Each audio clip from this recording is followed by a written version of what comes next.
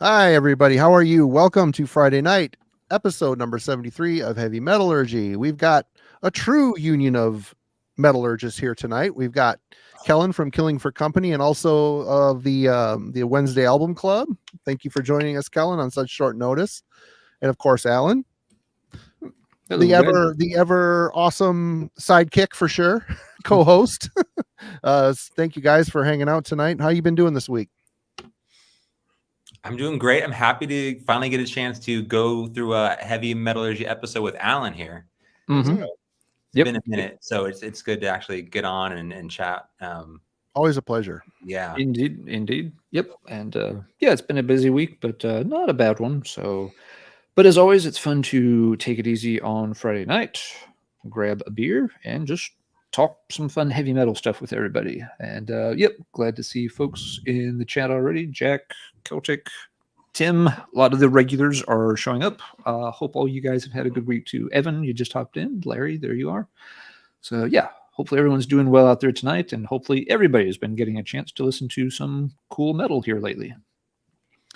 Yeah, and we decided to go the easy route today because I procrastinated all week. The week got away from me, and there's no big heavy topic. We're just going to go with the tired and true. Tested and true, I should say. What's spinning, which are always fun. People seem to like them, and it's good to clear out the stack a little bit and file some stuff away after talking about it for a bit. Indeed, yep. But let's nothing much to say other than thank you everyone for joining us. And people ask about donating to the channel. You can do so through super chats or super thanks, or just like and subscribe or comment. Again, I'm a little slow on getting back on the comments, and there's been a lot of them. Thank you so much, everybody, for doing so. I will catch up. I will get caught up. But yes, and also definitely go subscribe to Let's Talk Metal, which I think a lot of you have been, and I hope people have been going and subscribing to Killing for Company as well. The links are in the description for both channels. These guys are doing awesome work, and also their channels need to get some love as well. So please, please, please, everybody go check out both of those shows as well. But we don't need love bots. None of those, please. Yeah, hot teens. Not that kind of love. No. Ones I get are always like in Spanish or French, or they're always like in different languages. But like, I'm not sure if this is a bot that's trying to sell me a Russian mail order bride, or if someone's actually trying to comment on something. So I was like, do I delete it? I'm not sure. Let me put it in Google Translator, and it always comes back like asking like directions to the bathroom or something. So that's no help. All right. Hey, Circus Lizard, good to see you, man. Hey, Laps Continuum, good to see you. Lazarus, as always, it's good to see you, man. Like I said, I haven't watched your Merciful Fate show yet. I will hopefully do so tonight. I think he just posted it today. I haven't seen that either, but yep. And they're starting. They're starting. I'm sorry.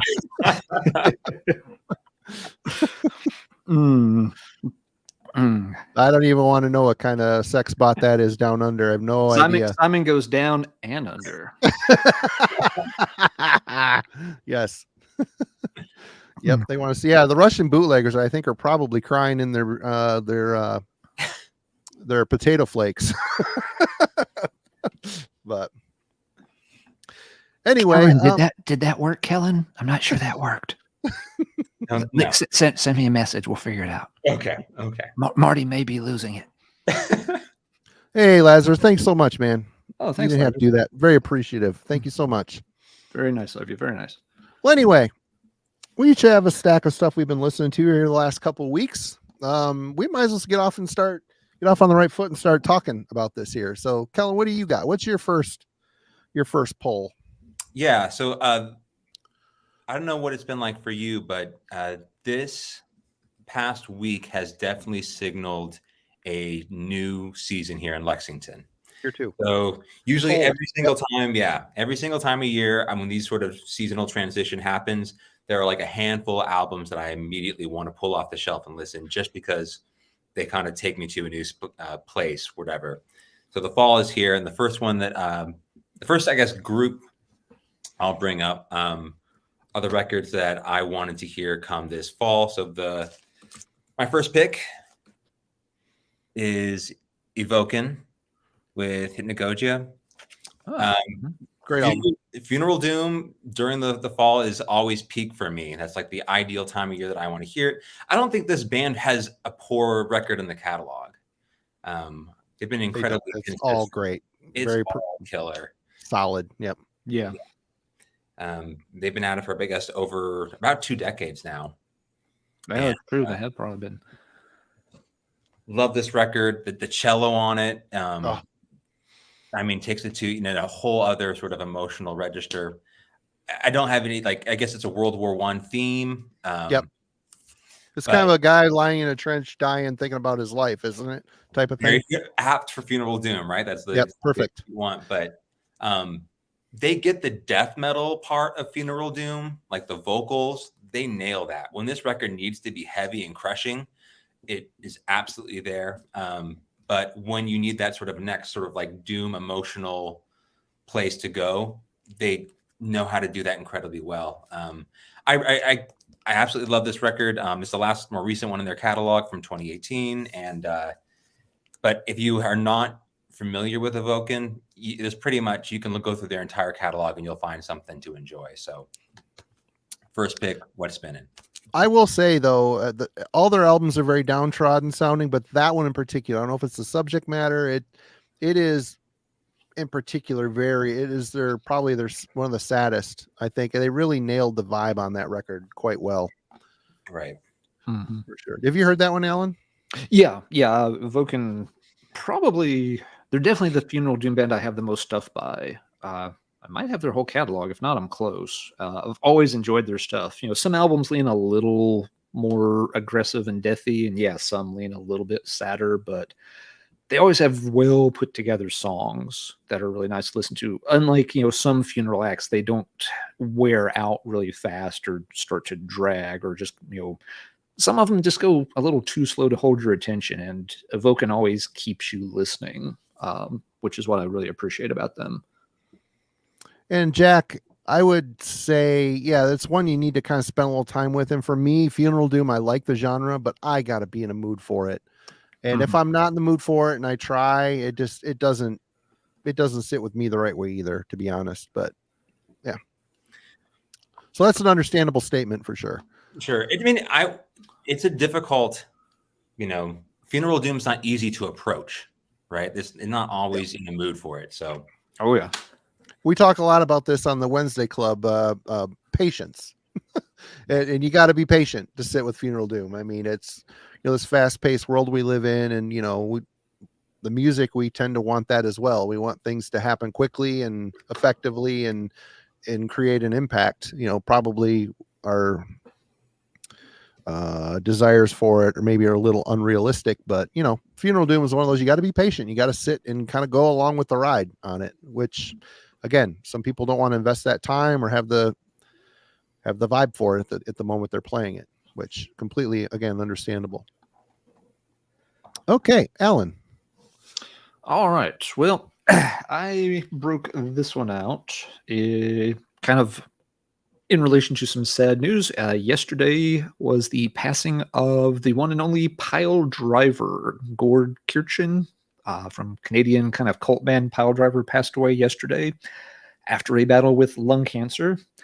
And so today, for the commute, we were playing his, I believe this one's from 2008, released under the name Exalted Pile Driver. He couldn't use just the name Pile Driver, probably for, label contractual stuff.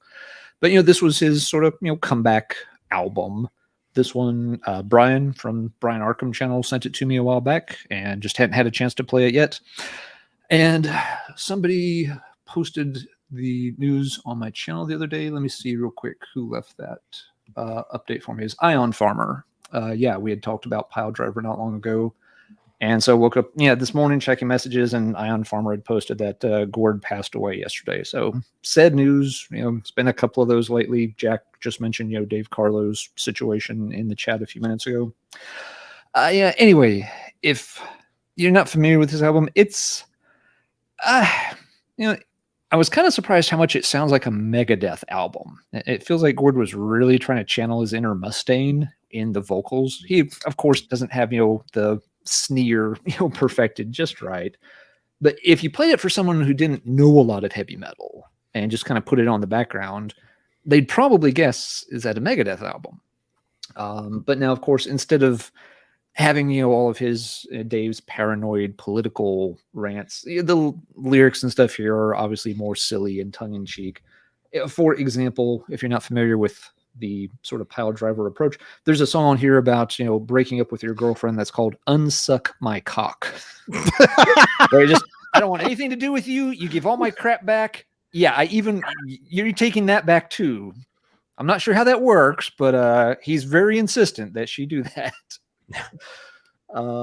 So is it the greatest album ever? No, can't make that claim whatsoever. But if you want that kind of very fun, tongue-in-cheek side of things, if you're in the mood for Stormtroopers of Death, but you just don't need to hear SOD again, there's always Pile Driver.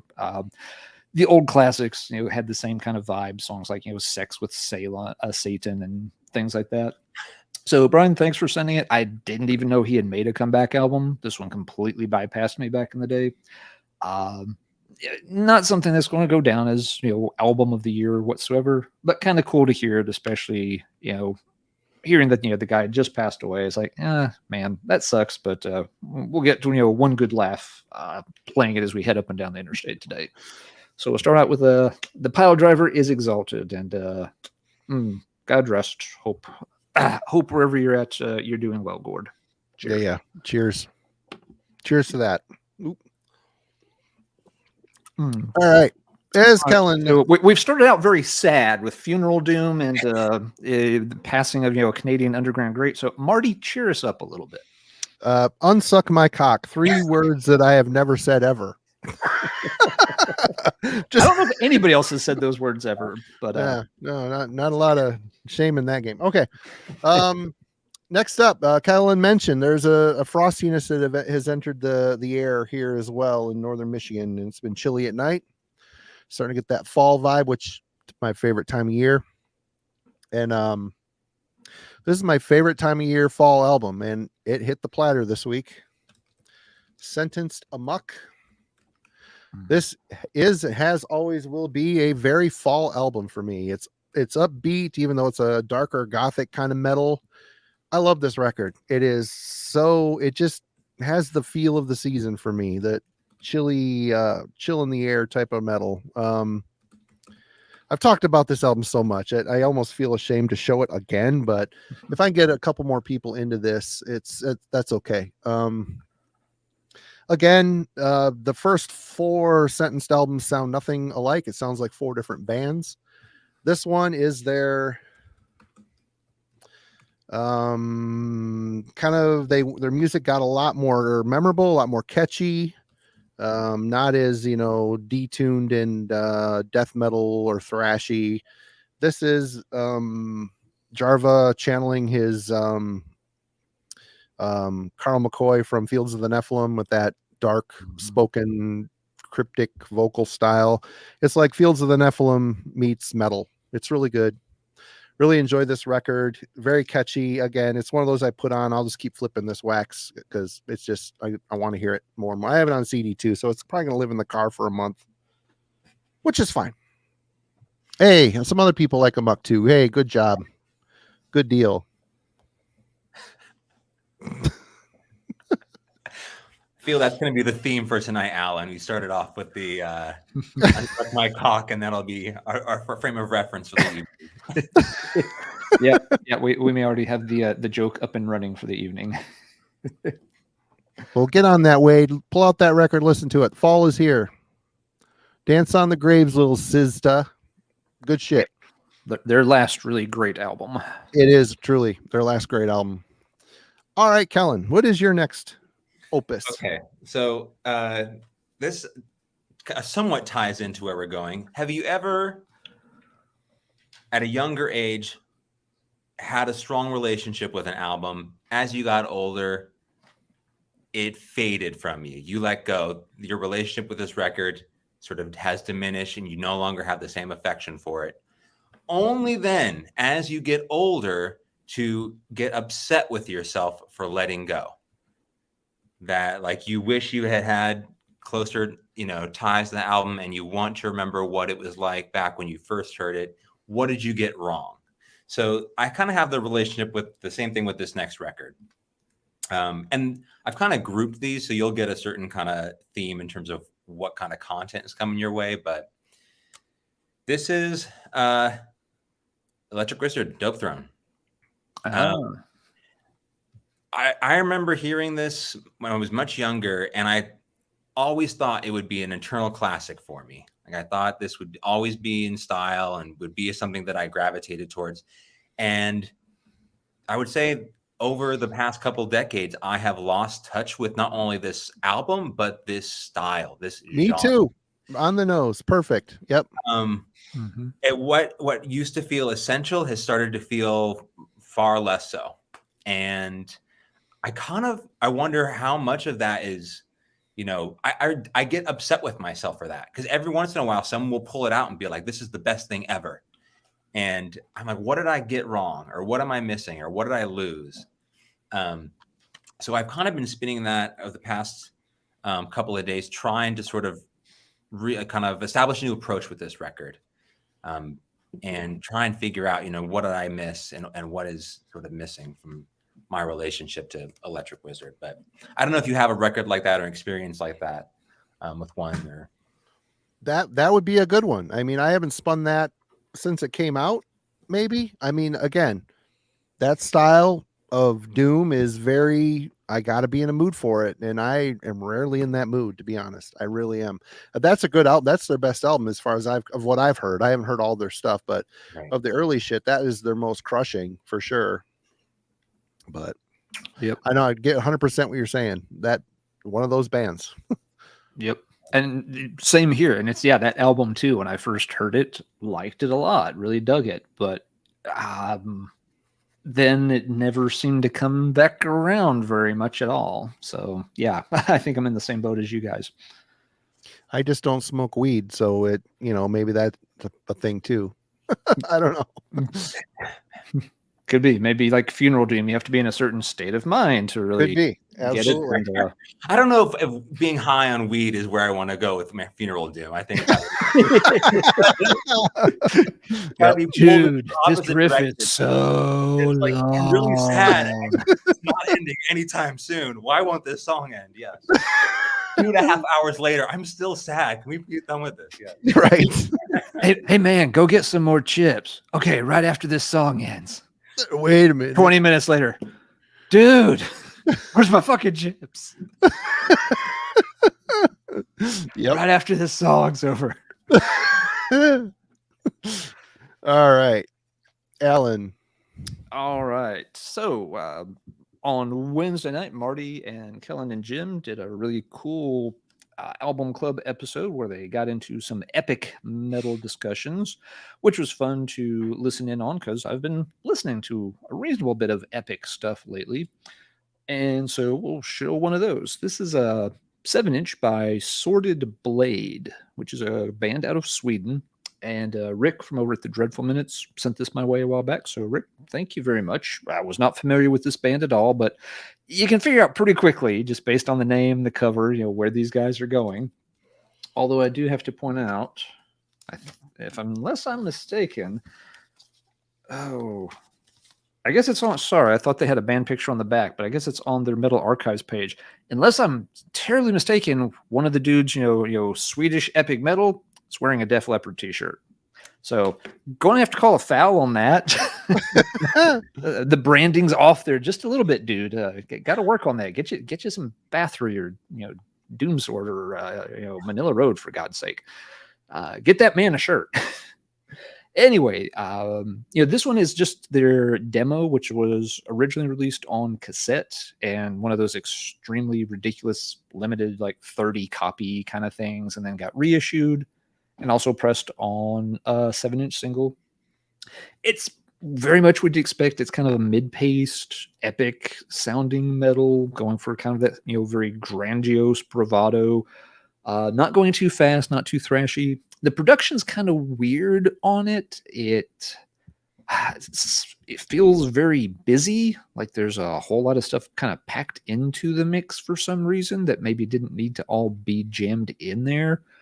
But again, it's a 2-song demo. It's not meant to be necessarily a high dollar, highly refined and polished recording. So kind of cool. I like the track. Let's see. It's got Lonesome Rider on one side, and the other track, In the Northern Lights, for me is the better of the two. So I think they have a full length coming out later this year. I think it's scheduled for a November release. So if you heard the demo and liked it, there should be some new Sorted Blade material coming out before 2022 wraps up. It's probably going to be a Bandcamp digital release, at least at first. That's what it's looking like. So, yeah, if you're in the mood for some epic Swedish heaviness this fall, head over to Sorted Blade's Bandcamp page. Go ahead and bookmark it, add it to your wish list, and you'll be ready when it comes out pretty soon.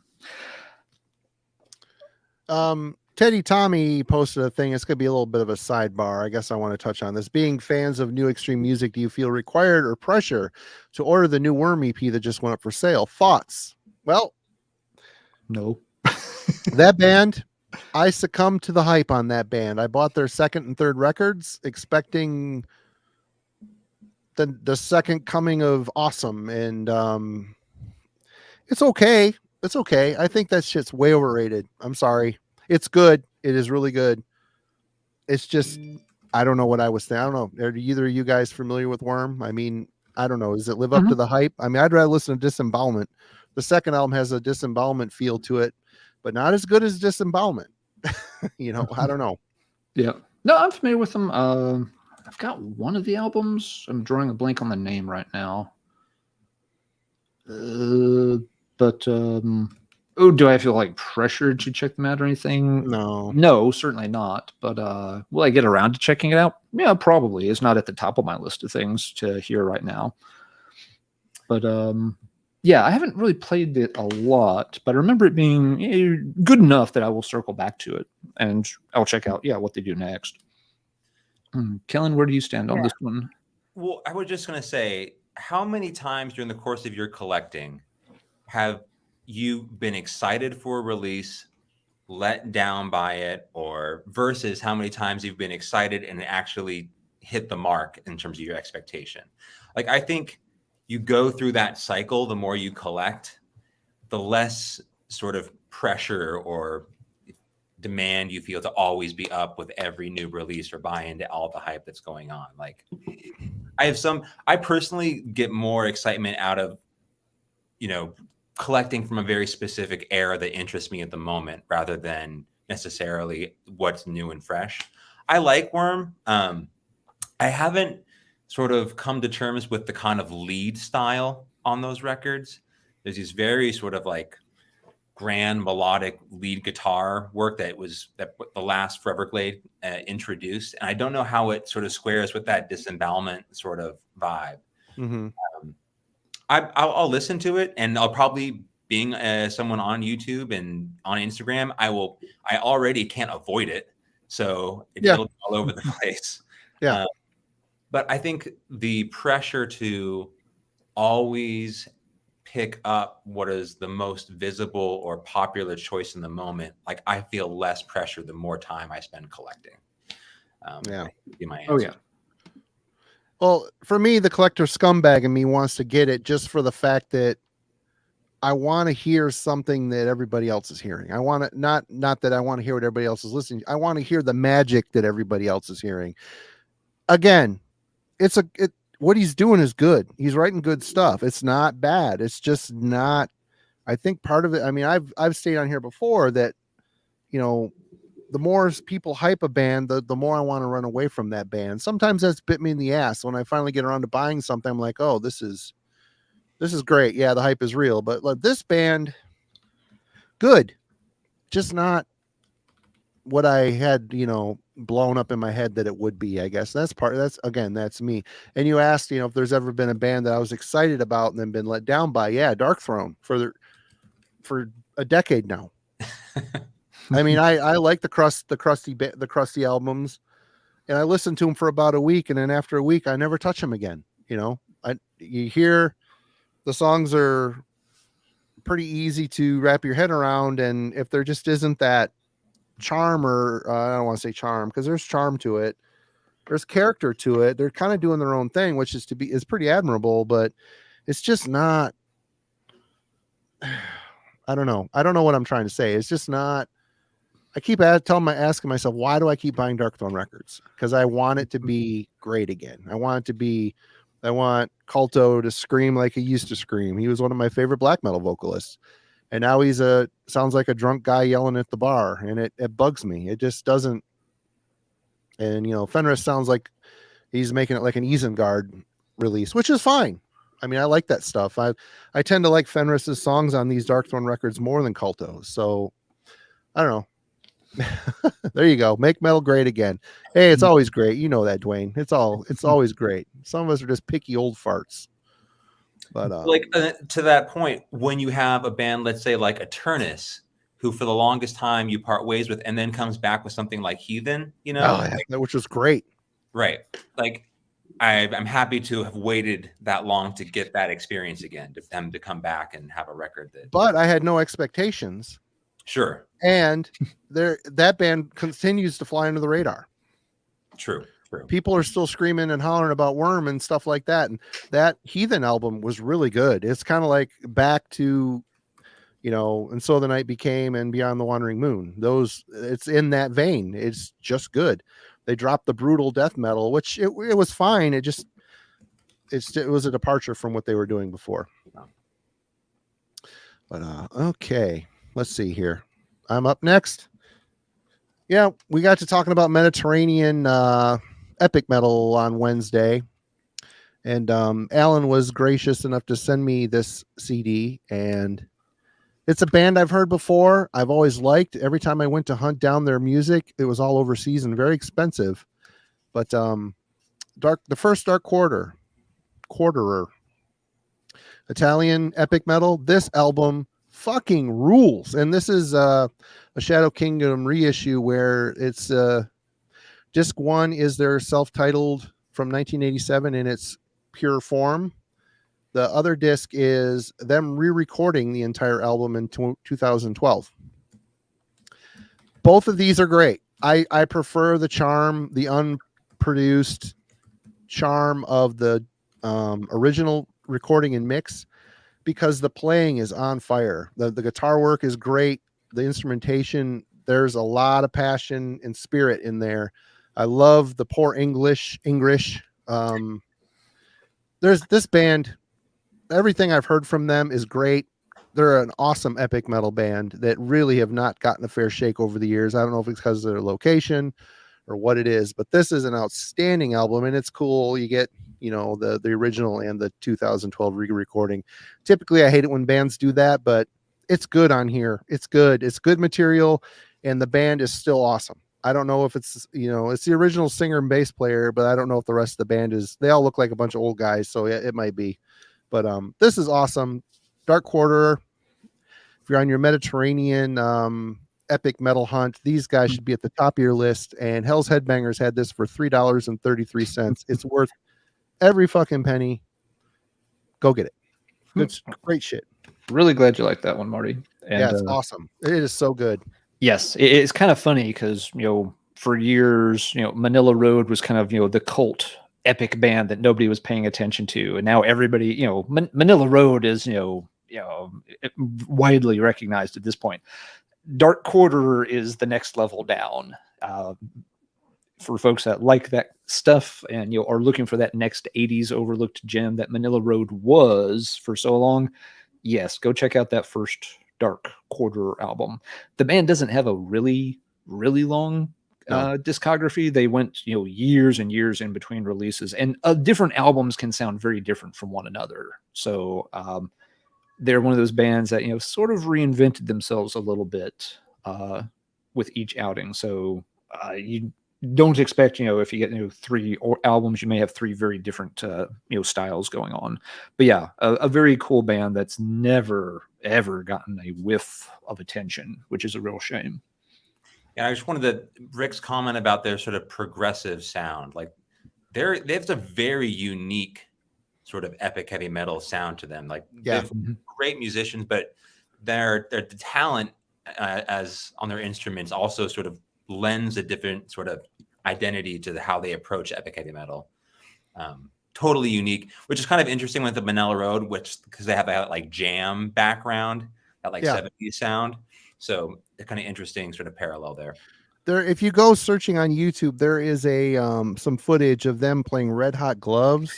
Yes, there is. It's in a. It looks like they're in a bunker or a basement, and you know it looks like it's 150 degrees in there, and it fucking rips. It is so cheesy. They look so cheesy. I mean, the guy's like wearing a fedora or some weird kind of hat, but God, it's so good. It's so good. The material is so rich, and their playing is so on point. It's very cool. Lazarus, if you have not heard Dark Quarter, definitely check out the self-titled. It is excellent stuff, man. It'll be right up your alley. I promise. Promise. All right. Yeah, and Kellen. Jack was just saying he's been looking for it on vinyl. The original vinyl is a pain in the ass to find, so it's really nice that the Shadow Kingdom reissue is readily available and, as Marty said, very, very cheap on some distros. Yep. Okay, Kellen. All right, this is my last sad Doom record of the Let's Spinning, so we'll get this out of the way. This is from I believe 2011. This is the Wounded Kings, that glare, the shadow over Atlantis. Okay, it's my favorite record by this band. I think they were on I Hate Records. And are they still together? So they are, but not in this. The formation, they're sort of splintered. Okay. I think the last release they had was a while ago, like 2018 or so. But this, in my opinion, is the high point of the catalog. It is absolutely crushing, really heavy doom, but it's got that sad sort of, it doesn't get into death doom. It's got that sad English sort of personality to it. But the guitar production on this record is punishing in a way that is, I think, unique relative to a lot of the other bands that were coming out of this era. It doesn't get to the point of like becoming a death doom record, but super powerful guitar tone. I love this slow moving, like I said, I'm in the mood for this right now, and absolutely struck a chord. It's one of my favorite sort of modern doom releases. So the Wounded King's Shadow over Atlantis. I haven't thought about that band in 100 years. I tend to forget about them too. I got that, when it came out and liked it, but it's one I don't circle back to very often. But yeah, it is a good album for sure. Okay, Ellen.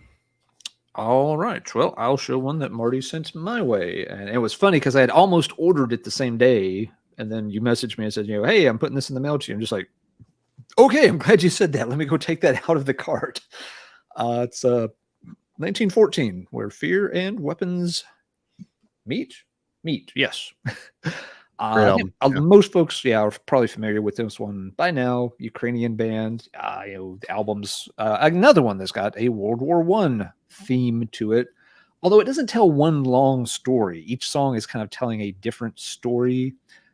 The band is known for going into great detail with looking up different historical aspects of what's going on. It's not just a generic, we're going to make up a soldier and sing about being in a trench in France somewhere. It's more like this particular squad's subunits, commanders, regiment is in this particular forest on this particular date doing this particular thing. So personally, I appreciate that level of detail being put into it. It's something you don't see a lot of bands do, and maybe more of them should. And it's a very cool blend of styles. There's parts of it that are blackened. There's a good dose of death. There's parts of it that have very doomy, more atmospheric, and it's just blended together in a very unique way and comes across very well. If there's one detraction, it might be that the album runs a bit long. By the time you get to the end of it, you feel like you've slogged all the way through France in a bunch of mud-filled trenches. But Yeah, Stepped it over the is guy good. that was on the Evoking album. Yeah. Yeah, you hung out with him for 25 minutes while one particular song finished wrapping up, and once they finally let that final chord dissipate, you kept trudging your way on back towards the Belgium lines. But it is a very, very solid album. The band's done good work up to this point in their career. They've established themselves with a really solid reputation, and it was this one was one that had gotten talked up a little bit, like we were saying before. Sometimes something gets hyped a little bit and you're not sure whether to jump in or not, but this one, very glad I checked it out. Marty, you saved me $15. I appreciate it. Thank you very much. And thank you to the folks who are posting in the super chats right now too. I can't see the names on the screen until I flip back over. Darren Hunt, thank you so much. Again, Darren, thanks, we really appreciate it. And thanks to Darcy. We didn't shout him out, but Darcy also did a super chat a little bit earlier. And I hit him in the thanks. I did as well. And everybody will be seeing more of Darcy next week, but we'll talk about that later. Yep. That 1914, that band, the modern sound they have, it kind of puts me in the same kind of league as Newer Hypocrisy. What did you think about that? They have a kind of a similar modern guitar tone, similar pacing. In the 1914 is a little more downtrodden, I think. But sure, yeah. No, I can see that, and I've been listening to a little bit more recent Hypocrisy since the Album Club edition on their new one. So yeah, I can see where you're coming from there. I also think you pay a lot of attention to lyrics, Alan. Like I can see how that is charged. A major pull is like, I often feel like, everything is great about this record, but can we sing about something else, please? I know that you've often focused on, so I can imagine a record like that having some appeal. He was all over the lyrics. Memorized. I was going to say he was all over the lyrics for "Unsuck My Cock." It's not hard to remember. He read that not a lot of nuance or depth to those lyrics. I'm just going to go ahead and spoiler alert that right now. He checked 3 times. They were, all right. Okay. All right, Marty, I do believe it's your turn then. We're going to get into an in-depth talk about this album and this band here soon. But I've been spinning the crap out of this album, The God Machine by Blind Guardian. I know Alan's feelings on it, and I can see where you're coming from, man. I do, but I think in 2022, this is the album I kind of expected from Blind Guardian. You could tell they're delivering it to their fans. They kind of took this album back to their speed metal beginnings. There's a lot of tight palm muted speed stuff going on. The good songs on here are really great. Like I said, last time I talked about this, Let It Be No More is my favorite song on the album. It's got an atypical vocal melody line in it that really stands out on this record. I wish there was more of that on here, but the other one, Secrets of the American Gods, really does it for me. Life Beyond the Spheres is really excellent. Even, the early Deliver Us from Evil, it's just so fast and vicious. And the more I've sat with this record, the more I'm completely fine with it. Do I need Blind Guardian to do something that reinvents the wheel or tries to outpace their early stuff? I really don't. I just need them to be Blind Guardian, which that is exactly what they are on this. Cool album artwork. Hansi sounds great. Yeah, Alan was stating, the chorus is just it's kind of like a call and response, and the choirs, they could have done a little bit more with that, but maybe because of the uptick in speed on this record, maybe there wasn't as much room for it. I don't know. Compositionally, I can't. I wasn't in the room. I have no idea how it all came together, but excellent album. People are saluting, and I get it. It's really good. I enjoy the hell out of it. The more I spin it, the more I'm going to like it. I think Alan will get there eventually. Is it going to be his favorite? It is not, but it's a solid record. It's a way better than that 2 CD Disney shit they did last time. But hey, Wade, thank you so much. You're awesome. Thanks so much for hanging with us. We appreciate every week. We really appreciate it. Thank you, Wade. Yeah, and to be fair, I was thinking about this more since the last time we talked about it, Marty. If it seemed like in that last episode I was kind of harsh on the Blind Guardian thing, well, you're a little disappointed. That's fair. That's an initial reaction, I'm not vastly disappointed because if anything, I'm pleasantly surprised that they really did carry through on going back to doing a heavier, faster album. One problem is going to be Blind Guardian is one of my very favorite bands of all time. They're like top 5, top 10 band for me. So And you hold them to a higher. Exactly. I grade them on a different curve. Yeah. Just coming out, with a good, fast, heavy album isn't enough when Blind Guardian's on, the byline. That's I'm expecting even more from those guys because they've done so many fantastic albums and songs over the years. So yeah, if it seems like I'm being unfairly harsh, maybe I am. If that album had, the name, Unsuck My Cock on the byline, Sleazy Licks or something, it might be like, wow, check this out. This is amazing. I can't unhear this album.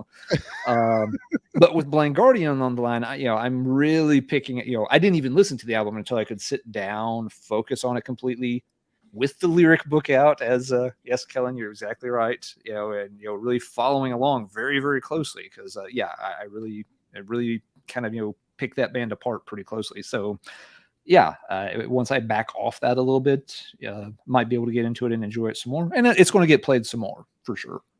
I got to say, I mean, if you're going to compare this to something like the newest Halloween, I took the words right out of my mouth, Marty. I was about to bring it up. That I think the new Halloween, even though it's got more of a commercial angle on certain songs like Halloween, modern day Halloween typically does. I mean, I think you got 3 shredders in that band. The how things are layered on that album is pretty deep, and it really surprised me how they could have played it safe and just did, we're just gonna make the fans happy and write an easy album. They didn't. They wrote a record that was very complex. This is good. It's complex, but it's not as complex as the new Halloween record. It's still Blind Guardian, but they're 2 bands. They're easy to compare because they're from the same country. They have a very similar style. I mean, they both started out as speed metal bands and developed into something else. Blind Guardian went the more, epic fantasy route, and, Halloween kind of got a little more commercial, but it's worthy to compare the 2. And if you put this next to the new Halloween, they're both great albums, but I think the Halloween kind of wins out as far as complexity and guitar work and overall composition. But that's just me. Mm-hmm. Yeah, and Michael has a good point. Yeah. Oh, sorry. There you go. Pretty diverse because they all write songs. Blind Guardian is all. Yeah, exactly. There's 6 songwriters. There's 7 members in Halloween, and 6 of them write songs. Kiska didn't write any for the new album, but he is a songwriter as well. He's written songs for Halloween in the past. So that is a huge well of ideas to pick from when writing and creating an album. Whereas, like Michael stated, there's only a couple dudes. Mm-hmm. Yeah. And they each have their own personality when they write. You're exactly right, Michael. Absolutely. Who do I prefer, Halloween or Blind Guardian? You can't choose, man. They're 2 different bands. They're both excellent. They're German excellence all the way around. Good stuff. Yeah.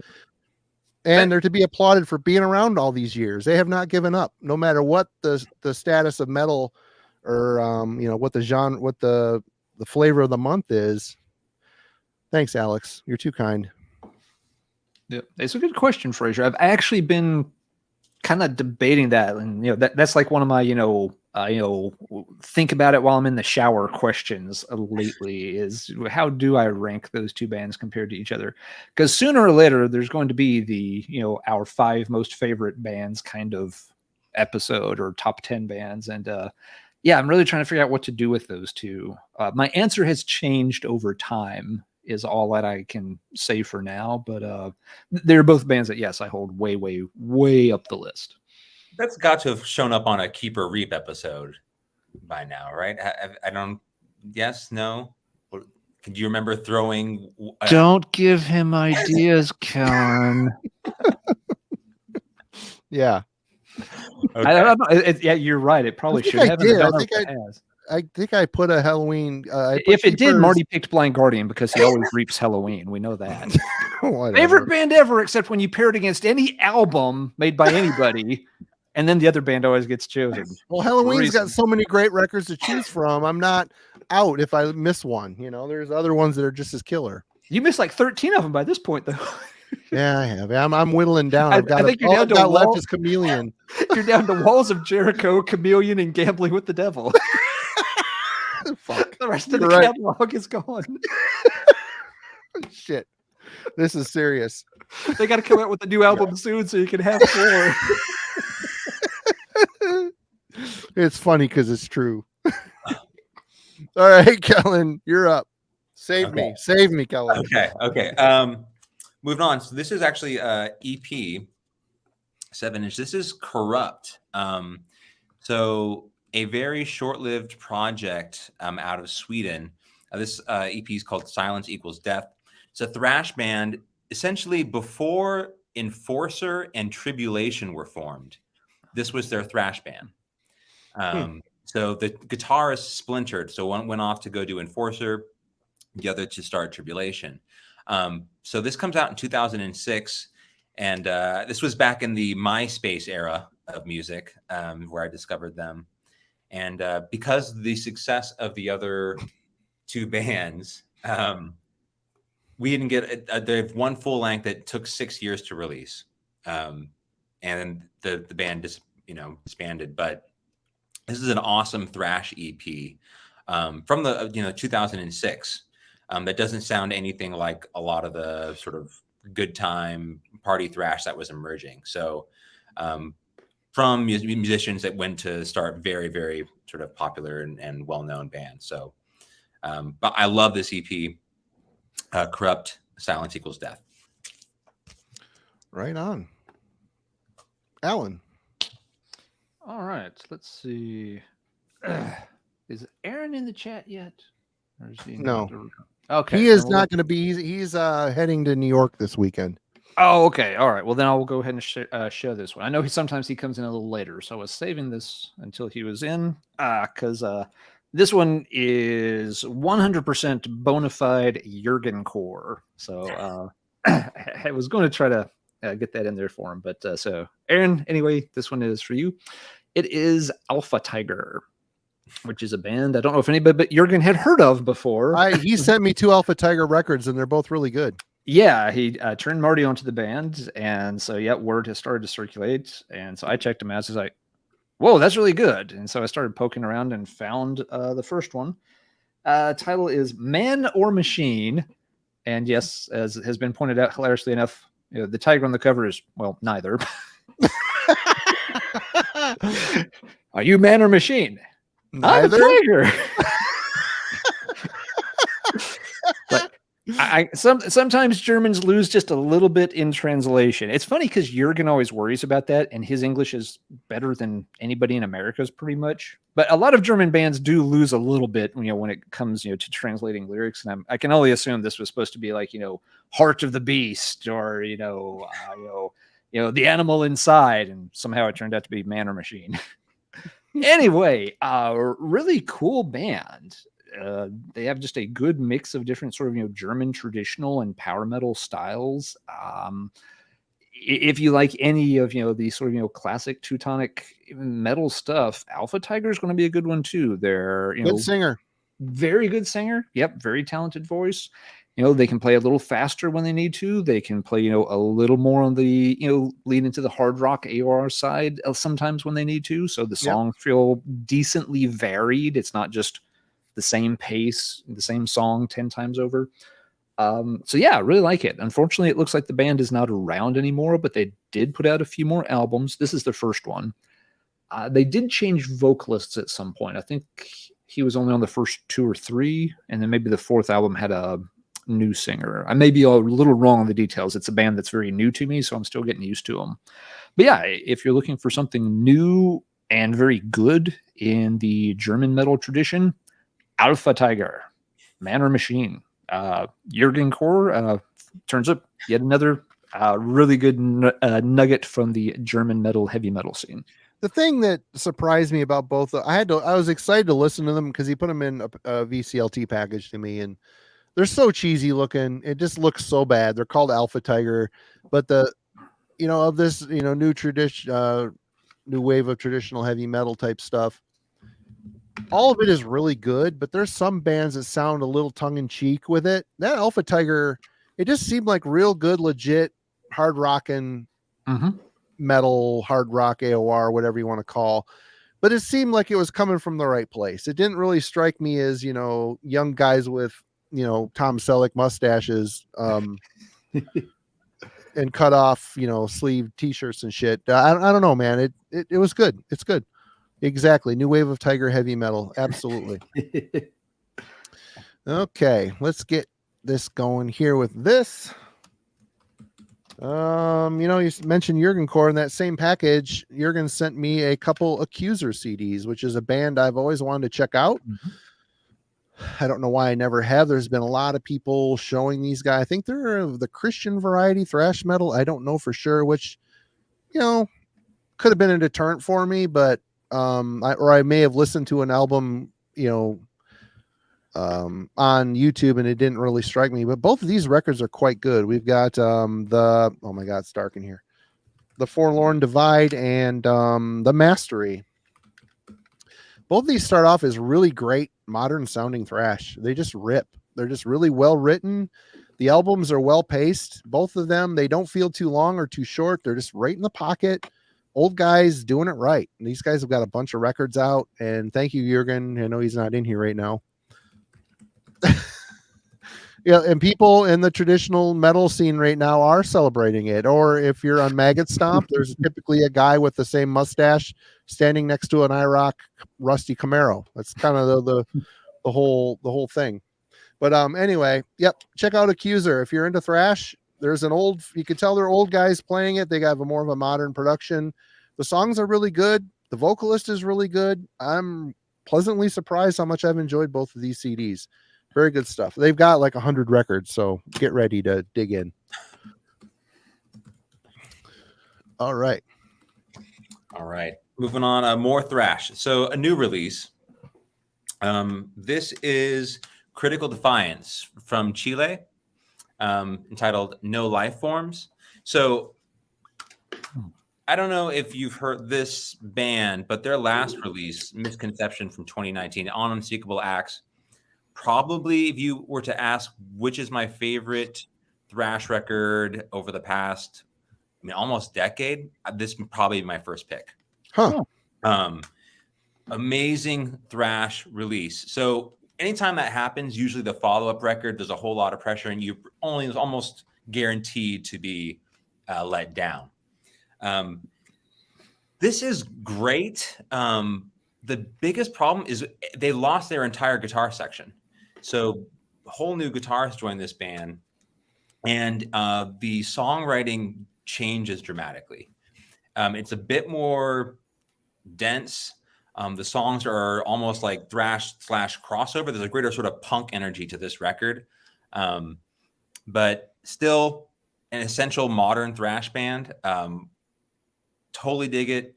I will probably continue to pay attention, but if you're new to this band, I'm going to recommend Misconception first, just because this is a classic in my opinion. This is a great follow-up. I would need to spend more time with it, but nonetheless, Critical Defiance, No Life Forms. Don't know that band. I'll have to check that out. No, I have not heard of them. Very cool. The Chilean thrash scene is pretty cool. So I don't know if you're familiar with like Ripper at all. Yeah, Ripper's good. I've got a Ripper tape. Yeah, good stuff. You'll dig it. Okay, Alan. Okay. Well, just a moment ago, Fraser brought up the English band Lionheart, which is kind of funny because one of the things I'm got here ready to show is related to Lionheart. It's not a Lionheart album, but it's a new wave of British heavy metal release that one of the first people who subscribed to my channel sent me recently. So, Alan from the UK, if you're watching tonight, thank you very much for sending this over. It's the 12-inch EP by Idle Ridge. Now, not necessarily the best band name in history. It's called Working Girls. Between the cover and the title, this is one that nobody would blame you if you kind of flipped right past if you saw it in the record bin. This doesn't it'll bode well. There's nothing on the back cover to help you out really either. It's a 4-track EP, but somehow Alan and I got to talking about the band a while back. I think they're from his local area, if I remember correctly. And he was like, "Oh, I've got some live stuff, some demos by the band. I think you'd really like them." So he sent that stuff as well on a CDR. But he also included, a copy of the actual 12-inch, which I had never ever got around to picking up. Rick's up to something here. Oh, he's correct. 100%. Nailed it. I thought I was going to say high school yearbook, and he still would have been 100% correct. Yeah. But anyway, this is actually pretty good. And now, unsurprisingly, it does lean a little bit commercial friendly, but it still has enough force driving the tracks along to get you nodding your head and banging just a little bit. So it's more in line maybe with something like, early Tokyo Blade or early Def Leppard. It's not, just, a bunch of, hairspray and glitter and nothing else. No, it's not Venom or Tank, but it, fits in really nice. The songs actually are, kind of forceful. There's some definite metallic bite going on here, but it's also very cleaned up sounding. This is something that could have, this came out in 85. It could have gotten, a little bit of radio play or an MTV type video for one of these tracks. So actually a pretty cool EP. And in terms of the Lionheart connection, the band had several members cycle through before they eventually folded. One of them is Nick Burr, who worked with Paul Di'Anno on several of his projects. He was in Killers and Battlezone, and Nick was also in Lionheart at one point. So there you go, Frasier. We got it all tied together. Nick Hughes was also in the band at one point, who was probably better known for his time in Persian Risk. So just a random new wave of British heavy metal entry that looks terrible. Marty, I know you love to make fun of these picture sleeves, and this one deserves it for sure. Yeah. Absolutely. But it does kind of go back to the old adage, can't always judge the EP by its cover, because this one is definitely worth a listen if you like bands in that, again, that kind of in-between style of, say, early Def Leppard. It's not as good as Def Leppard. No, let's not get carried away here, but it straddles that same line of being heavy enough for the headbangers, but being slick enough to have gotten more attention than it would have in a pure heavy metal scene. So, Idle Rich, I made my Lionheart connection for the night. Look at me. I'm proud of myself. All right, Marty, your turn. All right. I just went on a nice long drive here to Minnesota 3 weeks ago, and I kind of went through I've been in a bit more of a black metal mood, and I went through my CD collection, just picked a bunch of stuff I haven't listened to in ages, and this one came out and blew me away. I've forgotten how good this band is/was. I don't know if they're together or still, but this is Nocturnity from Greece with Enoria. This is a compilation of their Enoria EP and the Crucify Him EP. These guys don't sound like your typical Greek band. They don't have the Greek sound. They sound very Scandinavian. They're definitely more of a northern atmosphere in their style. They're a couple of brothers, I believe. They're blacksmiths. They make their own armor and shit. I don't know if there's any pictures in here of them all decked out. As their albums went on, they started really to regale themselves in handmade armor and shit, which is pretty cool. But I mean, I've got all their stuff, and this one just kind of jumped out at me and put it on, and it was a lot of fun listening to this, going through the UP of Michigan through slightly changing album leaves and stuff like that. Very cool. Fast, a little bit atmospheric, like I said, Greek black metal, but very northern minded when it comes to style and execution. Solid album, couple set of EPs. The Crucify Him is a little rawer. You could tell it's the earlier material, but the Enoria is kind of where they ended up. Excellent stuff. You guys familiar with this band at all? Yeah, I know their more recent stuff. Would you say that I should go back and check the earlier catalog, or is it like going to be a? I enjoyed the newest album they put out. I can't remember the name of it. It's kind of old at this point. It's been a while since they put out anything new.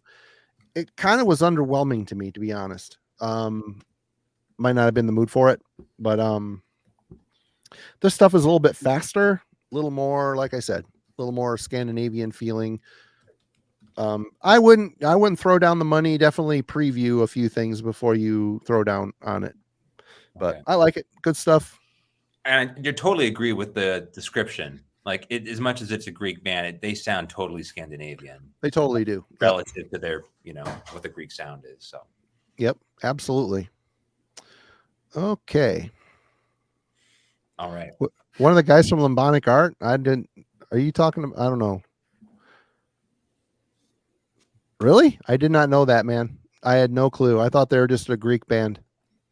Actually, Rick is saying Damon of Lambonic Arts. I didn't know that. They've been around for a long time. It's not a new band. I did not know that. I did not know that. All right. You're up, Kellen. Sweet. Okay. This is self-titled from Mystic 2019. Speed metal from Sweden. Kind of sounds like Warlock. The drummer plays in also Antichrist from Sweden, which is a thrash band. And it's got your, like, I guess, Warlock, or I would even compare it to something like Feel the Fire from Overkill. It's got enough of a sort of thrash vibe to it, but still a speed metal record. Probably what makes it really unique and is just the reverb sort of guitar work that it transports you back to a different time period in speed metal. So for a lot of the sort of impression, I think people who have an affection towards 1980s speed metal simply get drawn in with the production style on this record alone. I really like the actual songwriting, but it's definitely an atmosphere record as well. Cool. Never heard of them. Okay. Alan, you are next. All right. As I said, I've got a few different epic metal titles to show tonight. Some of them have been pretty good. Sometimes they don't quite work out. And so consider this more of a public service announcement, maybe. So next up, we've got an album by a band called Throne of Iron, which is called Adventure 1. Oh, and, I felt the same way. Yeah, this one, it's not terrible by any means. No. But they fuck something up right at the beginning, and it's kind of hard to recover from. Most heavy metal is about escapism. It's, kind of fantasy, getting away from the real world, going off to, some other zone for a while, and, it's cool and all that. Epic metal is very much about that. You're really playing up, the tales of sword and sorcery and days of high adventure and that kind of stuff. And, in the intro to this one, you have, the typical kind of voiceover where they're talking about, Lo going on, the great heroic quest and all of that. And, when they get to the end of, the soliloquy, there's kind of a little pause, and then you hear one of the band members say something like, sure, why not? Fuck it. We'll do it. And when you start trying to make your epic metal be a little bit funny, you kind of kill the suspension of disbelief.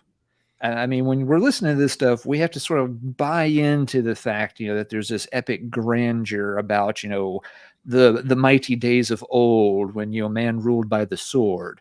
And we have to forget the fact that, everybody died by the age of 30 from syphilis and spent most of the day walking around covered in their own shit because, indoor plumbing hadn't been invented yet.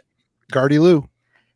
Yeah. So when these guys, they big party foul right off the bat by kind of pulling back the veil and being like, yep, we're just a bunch of nerds playing D&D in mom's basement and happened to make an album at the same time. So they never quite recover from that. Not a terrible album at all. I feel like they probably should have started maybe with an EP or demo. Maybe they had one that came out before this.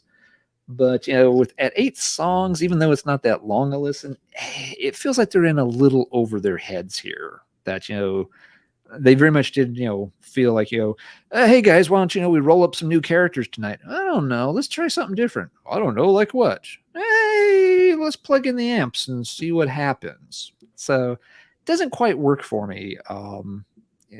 Not all epic metal bands are, going to get the thumbs up just because they can throw out a few Dungeons and Dragons terms, or because they read a Michael Moorcock novel or something like that. Unsuck my Moorcock. These guys can unsuck my Moorcock, because I'm not buying into this one. Sorry, Throne of Iron. I got to send you back in. You have critically failed your charisma total. You have to roll up a new character. That demo that they put out was kind of had a buzz around it, so. Did it? I wasn't familiar with the band. When I heard that CD, I'm like, this is pretty lackluster. I don't know. It's it's the legacy of Mark Shelton has nothing to fear from the Throne of Iron. No. Neither do Dark Quarter or Alpha Tiger or Idle Rich, for that matter. Yep. Okay, here we go. Let's get into some German black metal. This band, Magoth, is from Germany. This is their third most recent album, Invictus. These guys are not reinventing the wheel. It's just pretty solid black metal. It's pretty fast, uncompromising. It sounds maybe a bit Swedish as far as fast riffing, a lot of blasts. I picked up their first two albums cheaply on eBay, kind of sight unseen, and I liked them enough to buy this one. It's, again, it didn't blow me away. I spent a good couple of weeks with it in the car driving around. I like it. It's one of those records that it makes me happy because I have their entire collection, but it's probably going to get filed and forgotten. It's just kind of one of those bands. It doesn't mean it's bad, because it is quite good. German black metal.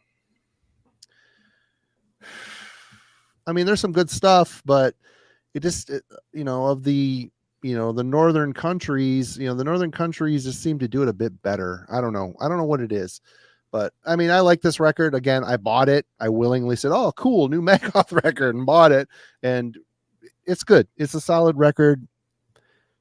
If you're, kind of a diehard on buying black metal stuff, this will definitely, it'll scratch all the itches for sure.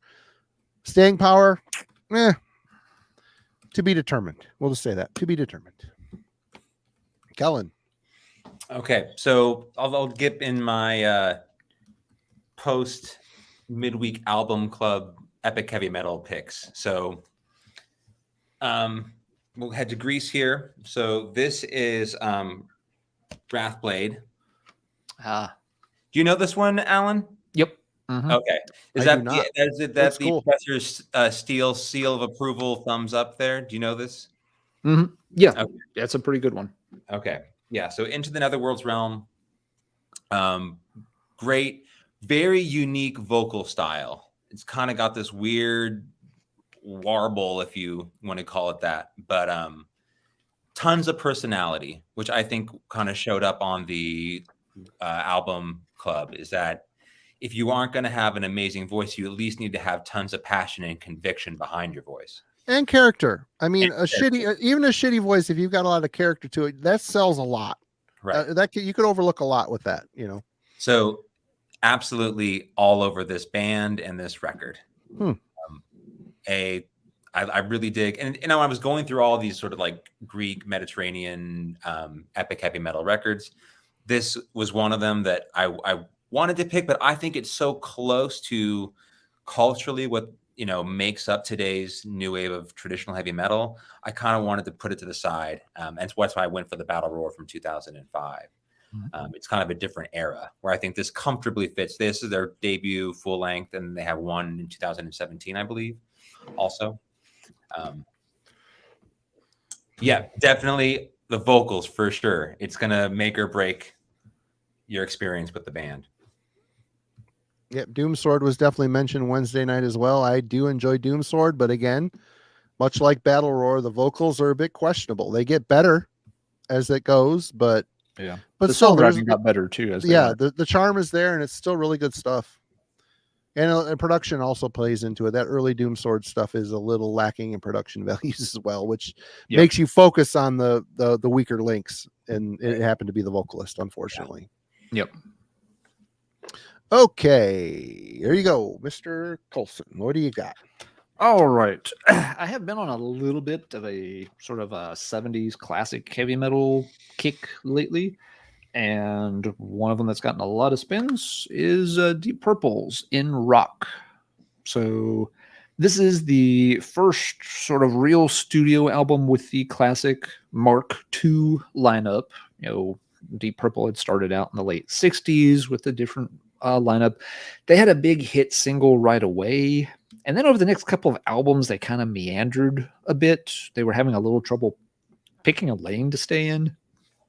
And so famously, you know, vocalist and bassist were out.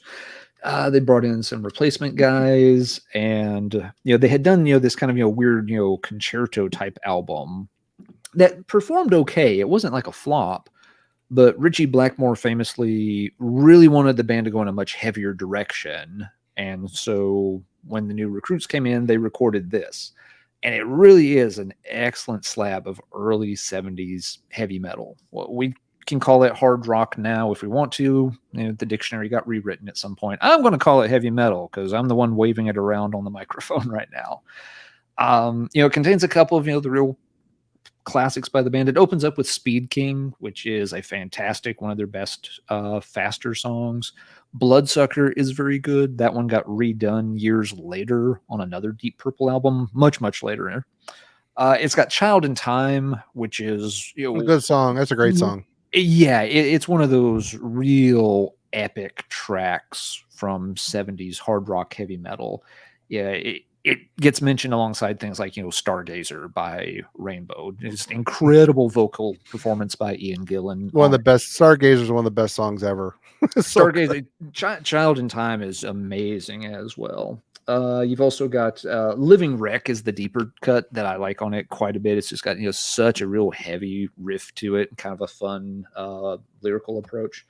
So yeah, these days it's very easy by modern standards to write Deep Purple off as, you know, your grandpa's, you know, rock and roll stuff from the early 70s, but this is where the heavy all began. Oh yeah.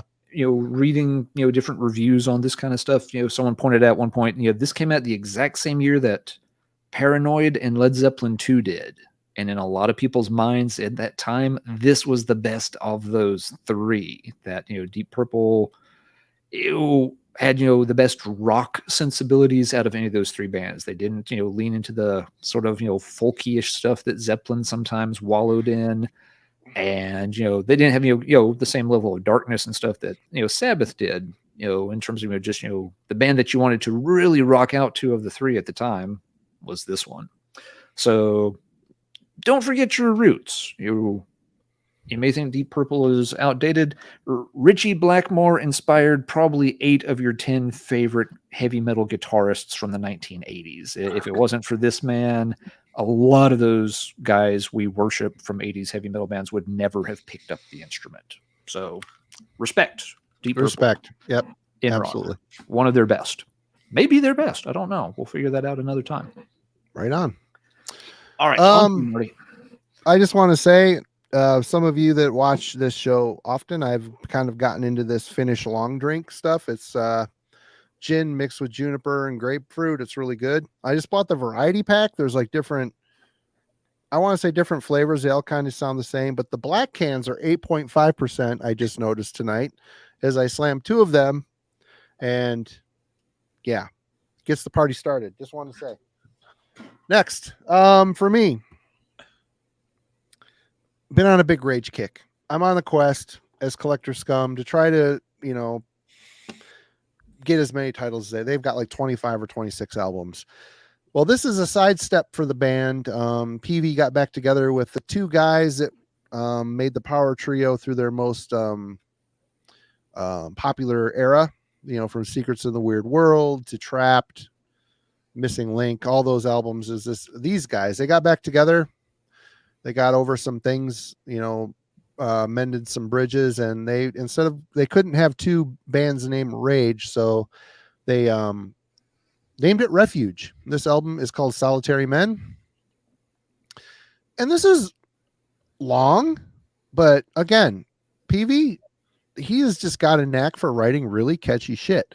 The first 5 songs on this record are all really good. They would stand up as, among some of they could have been on the classic Rage records. They're just really catchy, well-written choruses.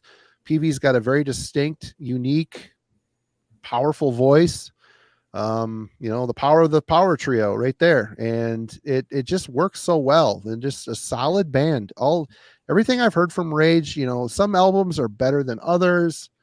The ones I really like, the strong ones I find myself spinning them a lot. But this Refuge album was an interesting purchase, and it proved to be worthy. I've listened to it quite a bit.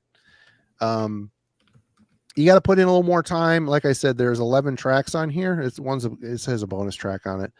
But the later songs, they're all solid, but it gets a little long towards the end. But I would say the first 5 songs rank right up there with the prime era of Rage for sure. But I just recently watched an interview. I can't remember the podcast that it was on, like an hour-long interview with PV. And man, what a nice guy. He seems like just a nice guy that really loves what he does.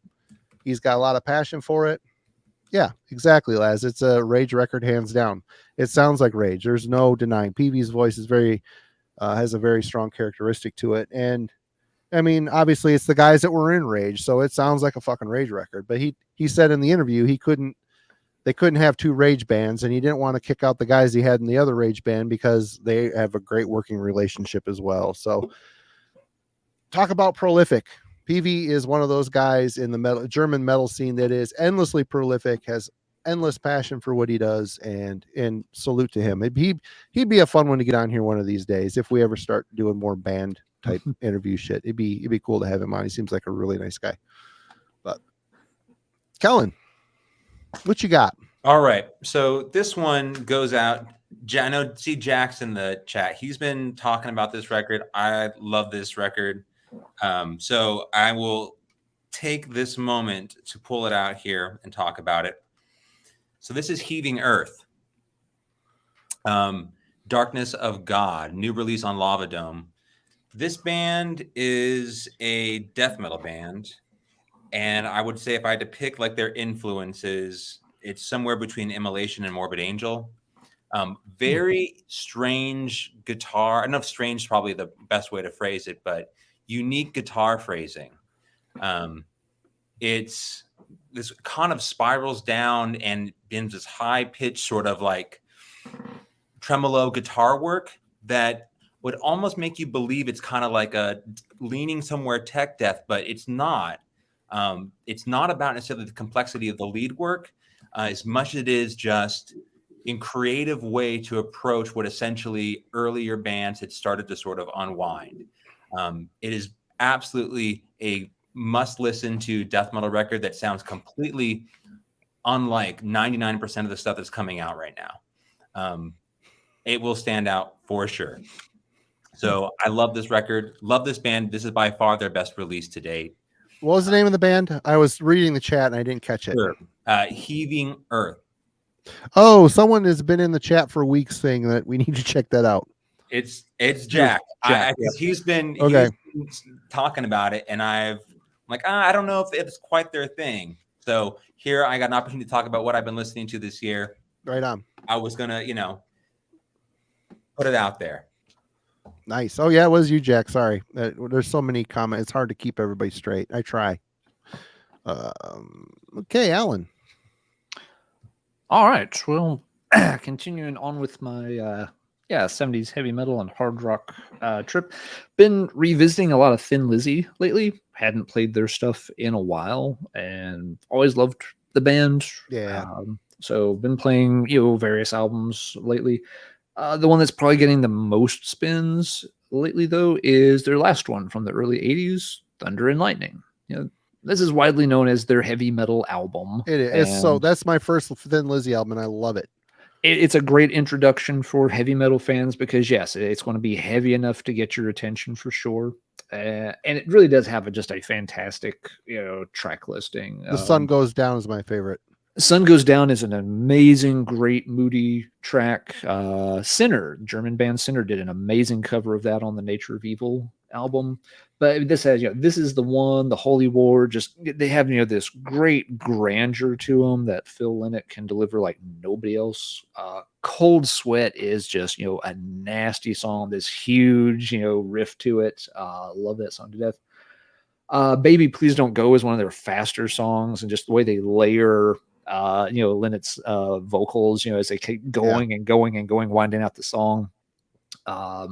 On some of their live recordings, that usually is one of the highlight tracks when they played that one live. Also, Bad Habits is a track I love to death. It's simple, it's poppy. It's only got like maybe 6 different lines in the whole song, but again, Phil could do a whole lot with a just very little amount of material. He didn't need to write 15 verses worth of stuff to get his point or a story across.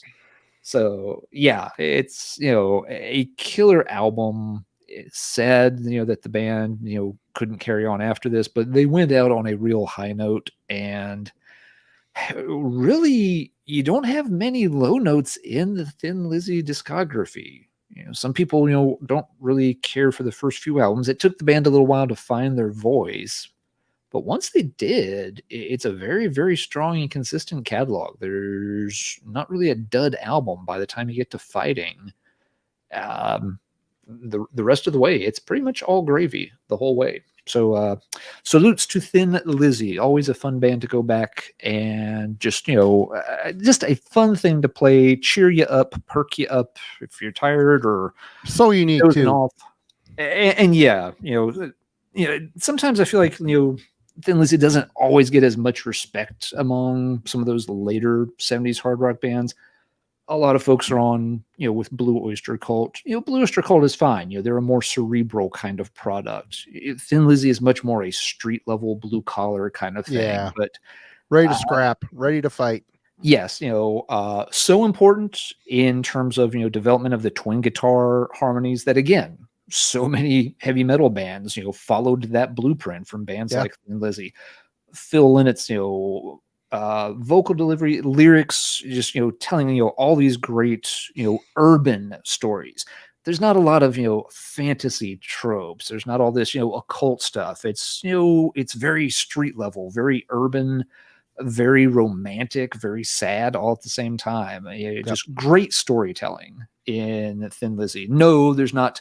You don't need 17 pages, worth of, a Reddit for chat line to try to figure out what they mean, like some kind of Blue Oyster Cult song. But that's not always necessary. The songs are a great impact, without needing that kind of, complexity or depth at the same time. And again, I'm not pissing on Blue Oyster Cult. They're a good band, but just, a very different type of band for a different mood. Thin Lizzy.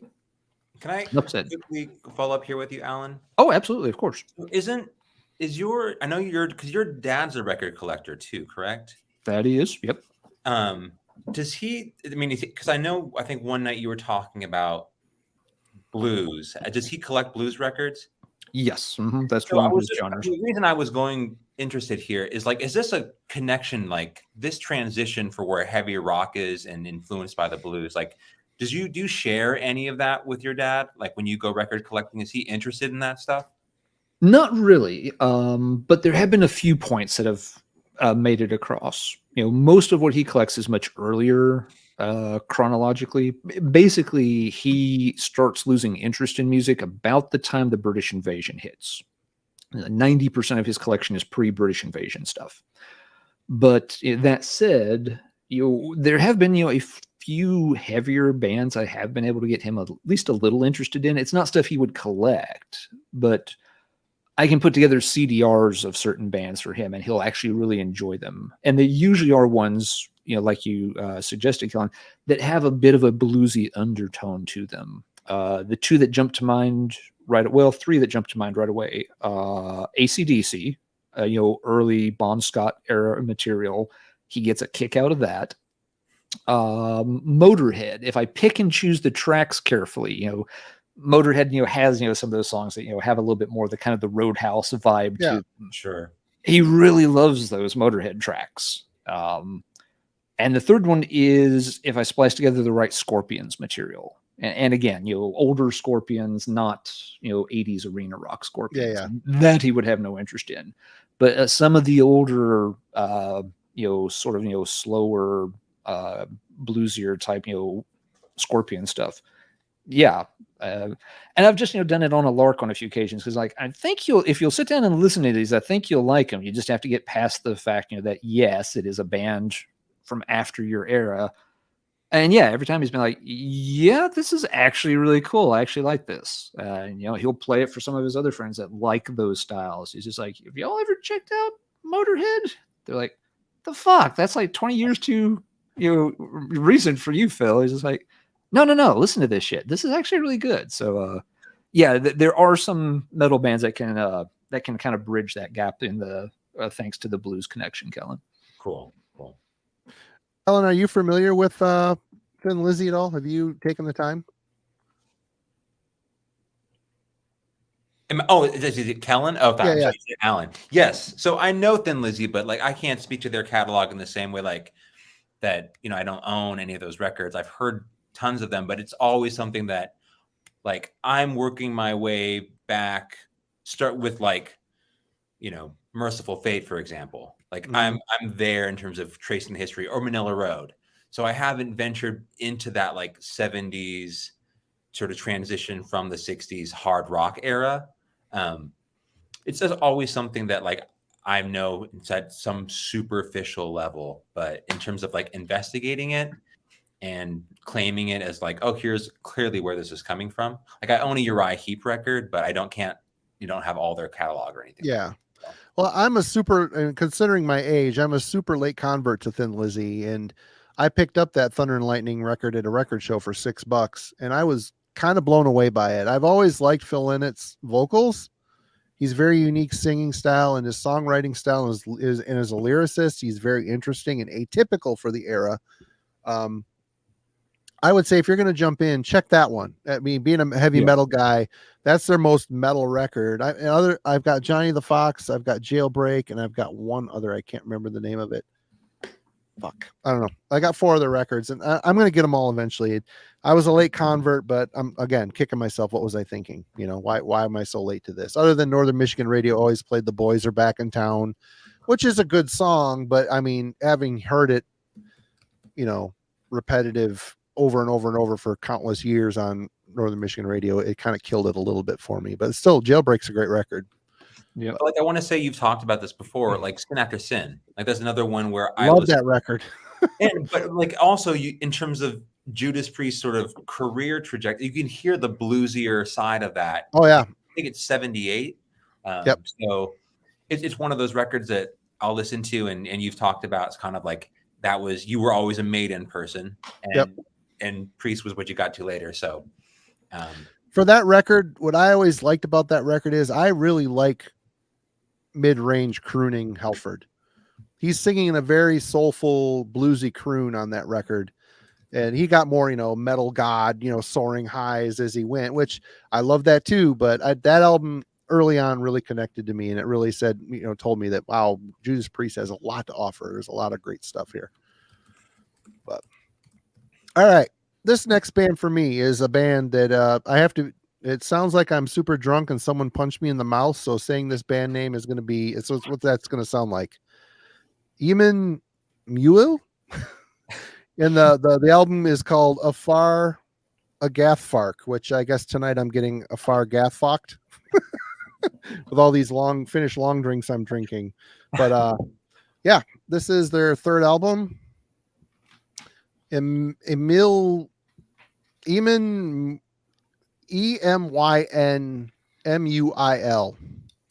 Basically, there's a lot of bands that are starting to do this nowadays. So this isn't a unique thing, but these guys are swinging from the nuts of summoning. It sounds like summoning, but not as good, but still good. I mean, it's a sound that I like. And again, this is another one of those collector scum things. I got their early stuff on tape and liked it because it sounds like summoning. This band really has nothing unique to offer. It is summoning. It is the exact blueprint for, Tolkien,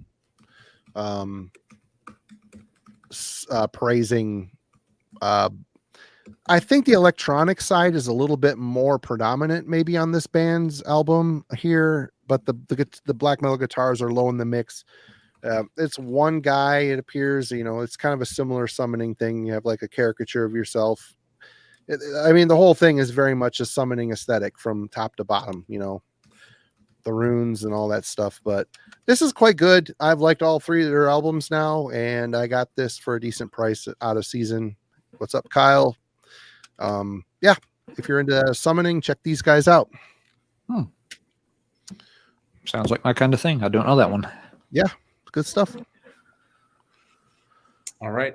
Next up, one of my favorite. Agreed. I'll be with you, Rick. You cradle the left, I'll cradle the right. So, and Alan, nuts, Marty. And Alan will unsuck the cock. All right. Okay. Well, sorry, Kellen. There's no way for me to transition here. So no, not really. No. Okay. So this is Anasarca Moribund. That looks familiar. So one of my favorite death metal bands of all time. This is an album that sort of is a concept surrounding the death penalty. Death metal out of Germany. And so in terms of lyrical content, plenty to investigate here. But I love this band. They just have a handful of releases, I think 3 full lengths total. But Anasarca, check out Moribund for sure. Huh. Yeah. Is that an older album? Because that looks really familiar to me. 2001, I think. Okay. Yep. All right. It's like, this is very much a 2000s death metal. Like, I'm all about this stuff. So from like that's the one that's the one you should pull for your little show you're doing. Yeah. So I picked up 2004's Dying, which is the record that followed this from Anasarca. That was part of the Cut Your Teeth series. So it was okay. That's maybe why the name was familiar then to me. Yeah. Okay, you are up, Alan. I'm gonna go use the little boys' room. Be right back. Alrighty. Well, we'll switch out of 70s mode and get into. I guess this is death metal. It's a little bit odd. It's something that Brian sent over. So, Brian, if you're still in the chat, thanks for this. I do not know how to pronounce the band name. I'm going with Ealak, but that does not seem right. Ealak, I don't know, EALLIC. Regardless, the name of the album is Rake of the Astral Leviathan. It feels like it's, kind of a, death metal on a little bit more the melodic side.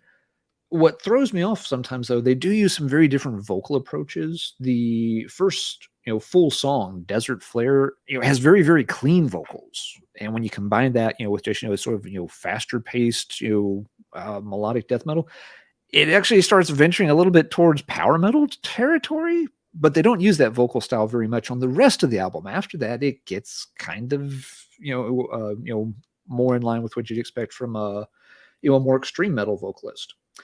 At least half the album is sort of a concept story thing. It's got a very Cthulhu-like vibe to it, where this ancient cosmic entity thing is, awakened and accidentally summoned and comes, tearing through the cosmos. I don't know if the concept goes all the way through the album or not. I haven't figured that part out yet. Making it all a little bit more confusing is the album closes out with a cover of Megadeth's This Was My Life.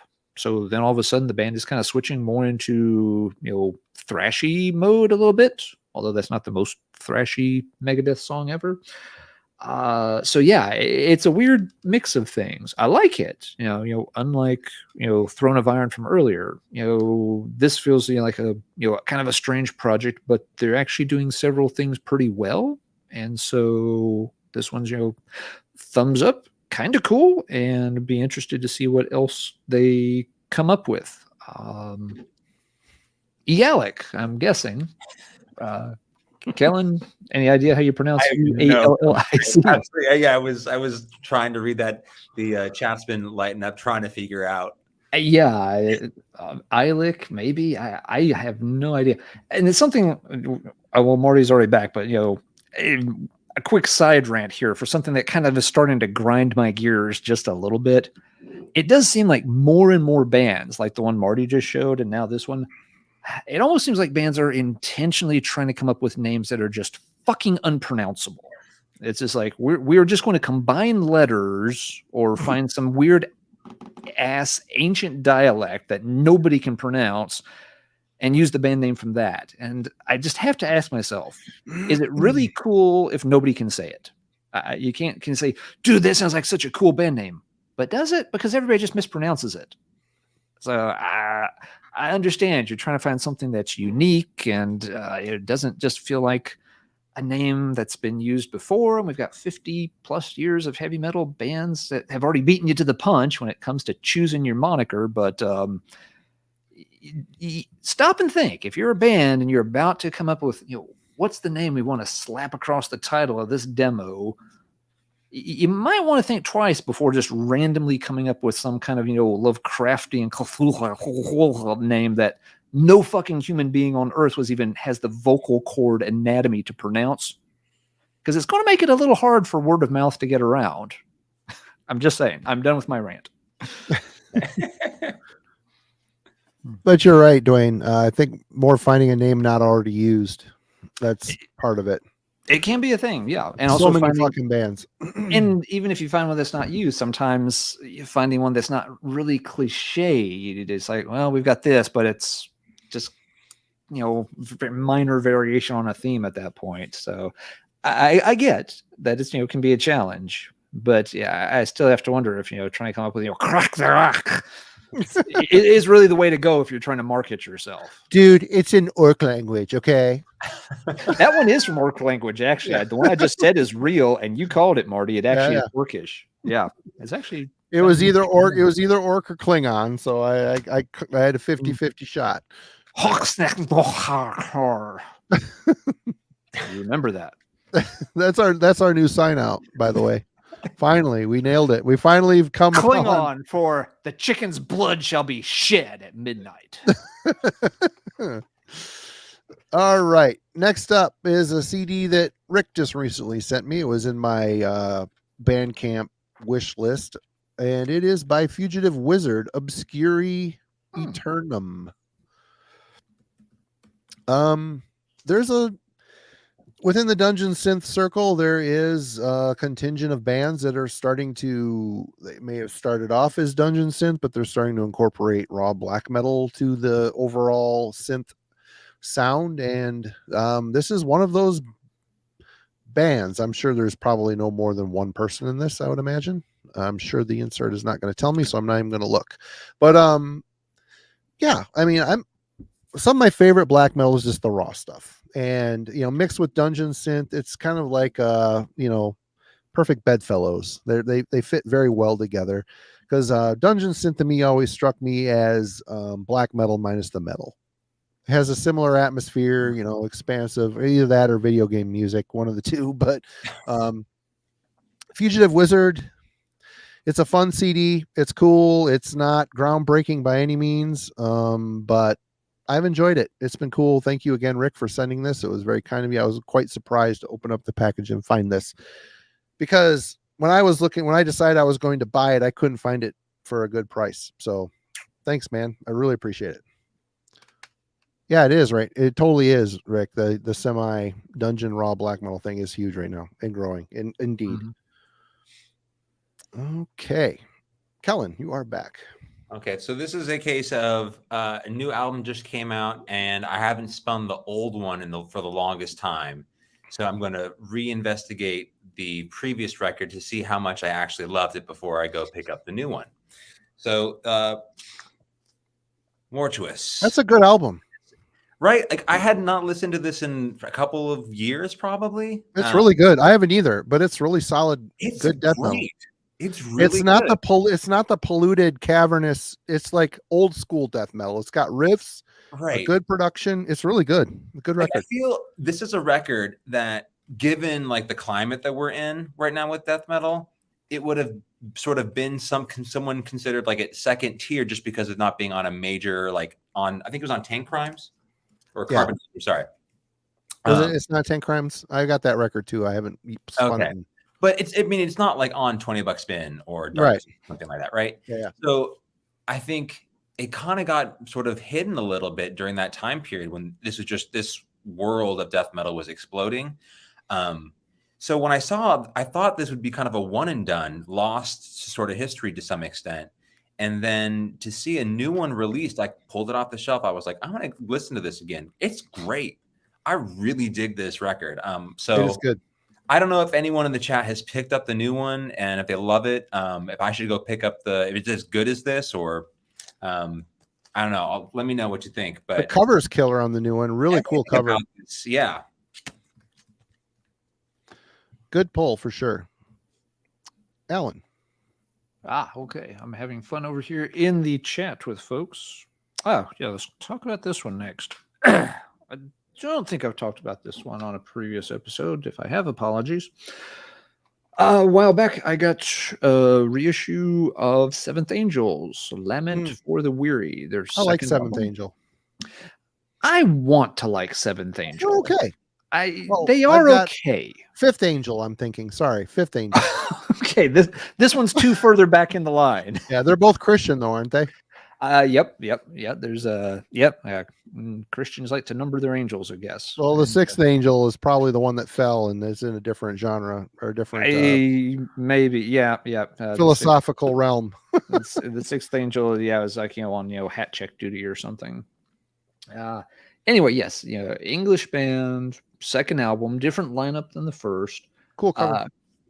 Badass cover art. I always loved this cover. This was one back in the day I bought. I knew nothing about the band. I didn't know they were English. I didn't know they were Christian. I didn't know they were Doom. I just knew that I was going to buy that album with that cover. It really does look, it's very reminiscent of what you'd see like on old Entombed albums and stuff. That entire style, but it's not.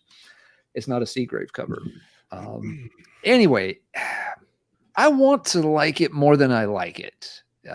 And again, I had the original, traded it off decades ago, saw the reissues. I was like, I'm going to give it another chance. It's been a long time. I probably just didn't appreciate it for what it was. We're going to buy it and we're going to spin it and we're going to love it. And I bought it and I spun it. I was like, yeah, I remember this. And I remember why I couldn't quite get into it. It's a funny style, now the Christian vibes do not bother me on it. It's not an extremely preachy type album. The Christian metal albums that bother me are the ones where they could not be bothered to write any lyrics that you wouldn't hear like in, a 6-year-old's Sunday school class, the ones where it's all just like, Jesus loves me. Let's keep rocking for the rock. Those are the ones where, yes, you just, crawl down the street and start knocking on doors, asking if anybody, has Kiss records you can play backwards or something, because not listening to that. But, the lyrics here are better than that. The thing that's a little weird here is they have a strange take on Doom that's actually got a funny punky undertone to it. Two great tastes that don't taste great together. Yeah, it's a hard combination because the punk element wants you to play, kind of fast and get going, and the Doom element wants you to play slower. And so it's almost like they're trying to play faster Doom music, which isn't impossible, but it feels like a very awkward combination of styles. Points for originality, but it doesn't quite work in the execution sometimes. And I guess maybe you could say like it's more of maybe a thrashy vibe than a punky vibe. Same problem though. You end up at the same conclusion. So not a horrible album whatsoever. I'm glad I gave it another chance. I don't regret buying it. But after I played it the first time, she was just like, actually, my opinion of this has not changed at all in the 20-some years it's been since I last heard it. This is, I remember this sound, and it still has the same issue getting across to me. So if that sounds like a style you'd like to check out, well, here you go. It's been reissued, so you can pick it up for a reasonable price. But if you're just seeing the cover art and thinking, oh, damn, Yeah, my D20s are rattling around pretty fast right now. I gotta get me some of that. Well, preview it on YouTube before you spend your money on it. Make sure it's not going to critically fail its charisma check for you. I've made that joke twice tonight. It's okay. It's funny. I like it. I may make it a third time before we're done. We'll see. The night is still young. The night is still young. We are not. We are still rolling here. So who knows what will roll up next. Oh my God. All right, Marty, see if you can nail a nat 20 on your next pick. I like the natties. Okay, here we go. I'm sticking with the Fugitive Wizard vibe, and we've got Nocturnal Effigy on Out of Season. Whoop. Anybody goes over to Out of Season to buy this t-shirt, I printed it in my garage, just so you know. Cool. This is another much of the same. This is has 2 releases on it. One of them is completely synth, dungeon synth style. The second one has got dungeon synth mixed with harsh black metal. Is it the best thing you've ever heard? No, but I did enjoy it. And I gotta say, as much as I grew up hating cassettes, I've had many cassettes eaten in foul cassette players over the years. My dad's truck, whenever I borrowed it when I first started driving, had one of those tape decks. You know, I couldn't help myself. I had to listen to something while I was driving, and it would always crunch them. I really like Dungeon Synth on the cassette format. I don't know what it is. I know they're putting it out on vinyl now a lot more, which is cool. But for me, Dungeon Synth, electronic music like that works well on cassette. I don't know what it is. You don't get to skip around with it, which is fine for me. I listen to a lot of this style of music while I am working. And I'm trying to turn my brain off and just kind of go with a mood. And Dungeon Synth works for me. And I go and, you know, I'm hot for it for a minute, buy a bunch of it, and then it's like months before I touch it again. But lately I've been trying to quiet my brain a little bit, and this stuff has been working. But like Rick said, I mean, black metal is starting to permeate the Dungeon Synth scene a little bit more, since it is mostly music written by black metal musicians anyway that are just trying synth stuff, you know, metal-less music. But I like the inclusion. I think it's cool. And Nocturnal Effigy, it's pretty good. It's worth the $10. I enjoyed it. Kellen. All right. So switching styles here. This just was reissued in 22. And it from probably one of the first extreme metal records that I remember, 'cause I would have been 16. This is Discordance Axis.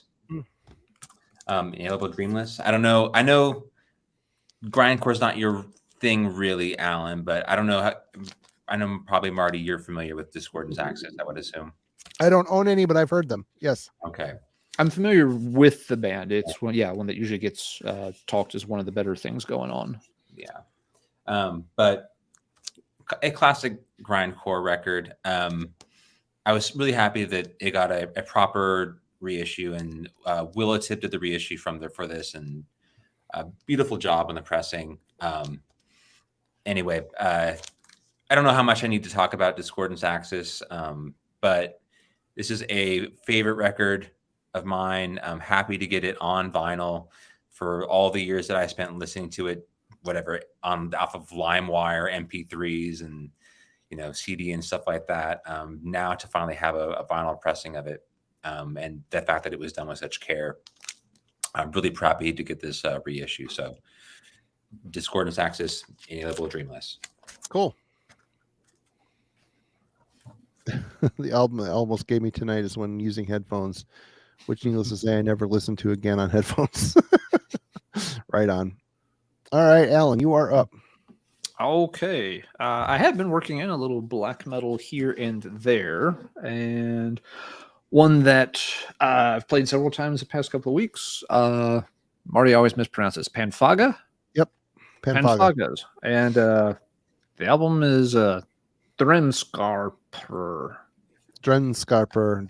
or whatever. I don't know. Let's go with that. Finnish guy. Yeah. Cool band. Just discovered them recently after Marty and Aaron talked about them on an episode of Heavy Metallurgy a few months ago. Swedish band, but Well, they're Finnish, I believe. oh, is it Finnish? You know what? I could be wrong. Hold on. I also could be wrong. We'll I'll double let you check know. and get. I'll let you know here in a second. All right, yeah, we'll get our facts straight here. I was thinking Swedish, but maybe I'm wrong. Anyway, Yep, they're Swedish. You're correct. okay, good deal.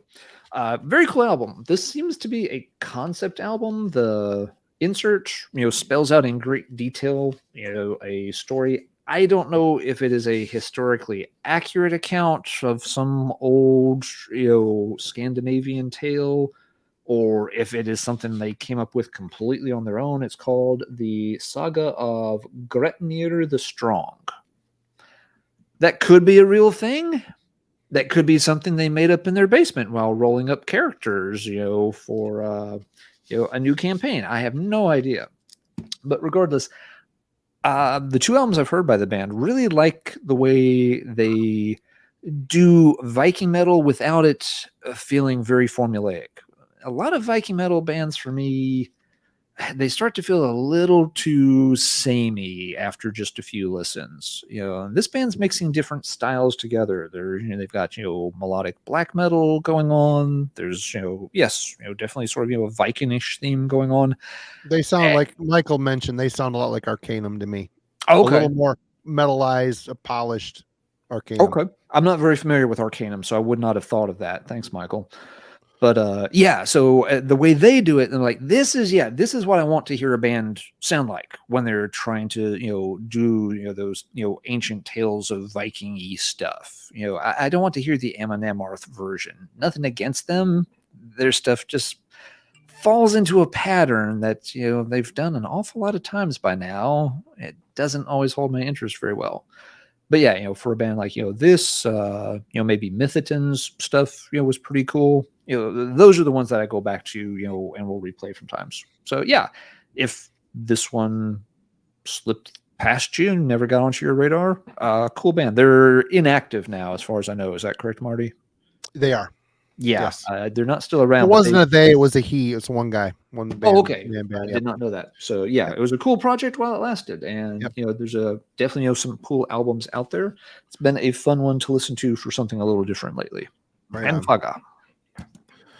Good shit for sure. Definitely.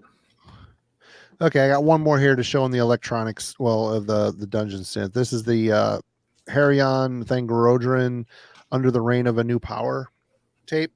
There's a little slip cover. Lord of the Rings themed dungeon synth.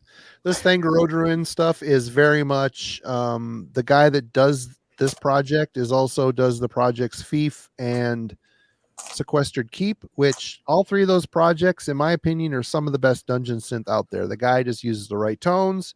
He's got a good sense of composition. His music takes you on a journey, and he's very good at it. The Harion side was really good as well. This is really solid dungeon synth, and again, I mean, what a perfect hand in hand with Tolkien. It's just the perfect combination. Again, this is escapism music for me when I'm trying to turn off my brain. Out of Season has these for $10, I believe. There's still some left. I printed shirts for these as well. That design right there on a shirt, I printed those. Very cool.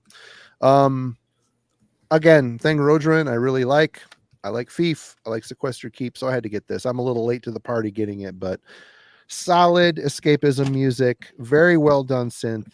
It's not super. I mean, some dungeon synth you get, and there's people that like this stuff. It's like really lo-fi. It's just like a shitty, cheap keyboard. Just like it sounds like 8-bit game music.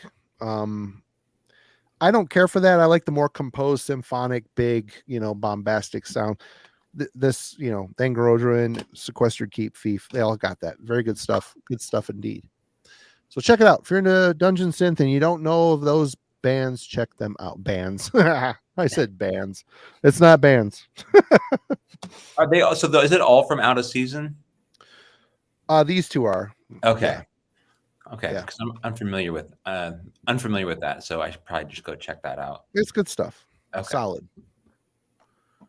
All right. You are back, Kellen. All right. So we're still in my grindcore. This is a more recent release, 2017. This is the Butcher ABC, Japanese grindcore band. I'll pull out, if that artwork is unfamiliar, I think this was the original artwork that went along with it, but they've been around for a long time. I think this is their first official full length, though. A lot of grindcore bands that are long tenured, often they just have splits and EPs and so on and so forth through the years. But this is a little bit more of a grindcore / gore grind band. There's some pitch shifted vocals in it, but plenty big grooves, fun riffs. For a gore grind focused band, they also have some solid sort of punk ethic to it. So cool gore grind from Japan. If you're someone who's newer to gore grind, you're listening to like Pharmacist or something like that, check out Butcher ABC. This is going to be a nice change of pace for you, and classic grindcore band that's been around now for a while. So, Okay, Alan. Okay, well, we'll go about as far from grindcore as we possibly can here. And Oops, sorry, got the wrong. I was busy in the oh, chat. no worries. Yeah, we'll go as far from grindcore and actually pretty far outside the heavy metal realms completely here. Been playing Springsteen's "Darkness on the Edge of Town." Oh, I just threw up in my mouth. This one is not for large segments of our normal viewing audience. Fair enough, but I've never checked out a lot of his older stuff very much. I had, a little here and there. It had never clicked with me much. This album has a couple of songs I'm not into on it, but a lot of them are very good. If you're looking for something that really describes that middle age and middle class doldrums in Americana, this is a really good soundtrack to that. It's the album where Springsteen yep. This is the album where Springsteen grows up a bit, and gets away from some of the earlier, a little more happy-go-lucky, positive romantic stuff, and does start to realize that there's a lot of bad shit that goes on in life that you got to deal with. And some of it he was dealing with himself at the time. He was stuck in like a 3-year hiatus where he couldn't record anything due to contractual problems, and he was kind of starting to see the dark side of the recording industry there, that it all wasn't just fun and games and hot rods. So I won't say a lot about it because, I know it's, obviously sticks out like a sore thumb here, but I have been playing a ton of it lately. It is a very good album if you like that style of stuff. And if by some chance you haven't checked it out, it's a good one to investigate. So that's what we're here for. We're here to play what show we've been playing. And, we don't always listen to metal all the time. This is the way it goes. Yep, it's a different one, but tracks like Something in the Night, Racing in the Street. If you are dealing with bad shit in your life as an adult, and you realize that I'm not going to grow up to play forward for the Celtics, and I'm never going to own a Corvette, and there's a lot of bills and shit. He does a very good job of articulating the problems people have as they have to grow up and face reality and start giving up on some of those dreams. But enough of that shit. Let's talk about someone killing dragons or unsucking a cock. We've gone too long. Cue, Marty. Talked about there. That is your cue, Marty. Yeah, people in the chat are asking. Yes, the long drinks are kicking in. The 8.5s. I'm starting to slur a little. Sorry, but that's just the way it goes. I can still hold together. We're good. He mentioned Penfaga, and they remind me heavily of Arcanum. And I realized here, I don't know, a month or so ago that I had a few holes in my Arcanum collection, so I went shopping for the ones I was still missing. This one is just called Arcanum, I guess. It's an EP. This is, oh my God, I don't know. It's something old, ancient Swedish. For fans of Dissection and Watain, sounds like neither of those bands. And this is the latest and the last album, Den Frostfatter. This is a little bit more doomy of his stuff. The album I jumped off on last was Fenris Kinder, which I love that record. I love it. Some people bitched it was a little too punky. I liked it because it was punky. It was raw, has a really metallic, nasty, distorted bass tone. It was just feral and energetic, and it's just one of those, air guitar and headbang type of black metal albums. This one is the other end of the spectrum. It's a little bit slower. I really have always liked Shamati's vocals. I always liked his composition style. He uses ancient Swedish, so I don't know if that somehow works with his accent. He's got an atypical black metal style, yet being raw and dissonant, but melodious at times. I like all three of these. It's a band I've always liked. I interviewed him back in the day for Worm Gear Zine. Seemed like a cool dude, even though he's, running around the woods with a rubber mask on, but whatever. He predated Slipknot. So, I mean, that's something, I guess, and Ghost. Good band. If you're into harsh black metal, check out Arcanum. It's good, solid stuff. The first three are typically everybody's favorites. It's the ones that everybody talks about the most. They're on Necropolis Records, who notoriously ripped him off, and it pissed him off enough to quit for a long period of time. And then he started doing it again. And when he came back, it was just as solid as when, but check out Fenris Kinder. That's a good, if you're into punky black metal, that's a good one. I'm a fan, and I think I'm just missing one more CD, and I've got them all. So I'm psyched. It's a good band, worth having their collection. Kellen. All right, I'm kind of getting to the last few here. I know. Yeah, I got three more. Okay, so I'm on. Yeah, 3 left for me as well. Okay, Right, sounds good. Okay, this is definitely also in the seasonal transition sort of playlist that I will always turn to every year. I think I've talked about this on my channel before. Elysian Blaze, Blood Geometry. This is kind of like a mix of Funeral Doom and black metal. It's like 2 hours long. But Cool cover. Yeah, great. A 2 hour long record. It's a long one. Is that a 3 LP set? 3 LP, correct. Oh wow. On Osmos. And you're in, it's a sitting, right? Like to go through 2 hours of a record.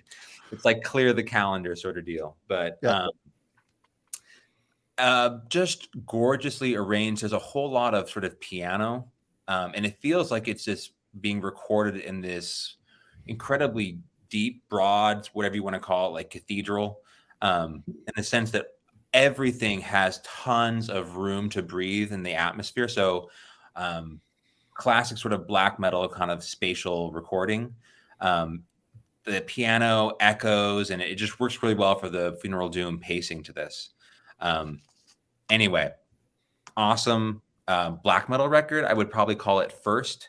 But you won't find a blast beaten on this record. It's very much a slow burn. On these records, you mean? Records, yeah. Yeah. Cool. Yeah. All right, Alan. All right, let's venture back into the metal realms here. There's some Bob Dylan records. Here we go. From Springsteen to Dylan, Alan's got us covered. Everybody. I'm kidding. I kid. I was going to go somewhere, but no, we're not going to go there. Let's get back into the grand old epic more metal with a band called Hellish War. That sat on my shop table for a long time. I'm like, God, I keep forgetting to send this to Alan. Yeah, it's pretty cool. It's a compilation of 2 of their albums called Defender of Metal and Heroes of Tomorrow. So spliced together by Pure Steel Records. I had never heard of the band, so it's interesting to check out. There's a lot of good going on here. Music wise, it's well put together. Very nice guitar work, good soloing throughout. Vocalist is pretty decent. The songs are, all put together pretty well. You know exactly what you're getting here. This is going to be, right up the middle. Sort of again, the epic, fantasy metal that straddles that line between traditional Iron Maiden gallops and venturing then a little bit more into the European power metal side of things too. It's exactly what you'd expect. The catch to this one is that the band needs to learn how to edit the songs down more, because a lot of the songs, almost all of them, want to run up to like, that, 5.5, 6.5, push it up towards 7 minutes. And there's very rarely a reason the songs need to go on that long. It's kind of like, you do verse, chorus, bridge. And it's like, well, let's do the chorus again. Let's do another solo. Let's solo some more. Let's do the chorus again. Let's do the solo. It's like, guys, reel it in there just a little bit. We get the idea. Yeah. Well, yeah, we've got it. It's okay. The songs don't necessitate being that long. And it actually detracts a little bit because, again, like I said, the songwriting is not bad. The performances are certainly not bad. But by dragging the songs out that long for no particular reason, it's not that the songs are going anywhere. It's not that you're building to some big climax. You're just kind of repeating. It's like a washing machine. You just kind of keep repeating, rinse, spin, scrub, rinse, spin, scrub. After you do that a couple of times, you're done. You don't keep going through the cycle over and over, and it makes the songs less memorable than they could be. If these were pared down to like in the 4.5 minute range, these songs would hit pretty good and stick pretty good, I think.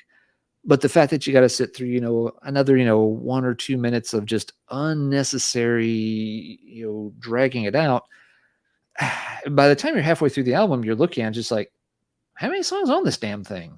12? It feels like I've already sat through 12 songs. I'm only on track 6.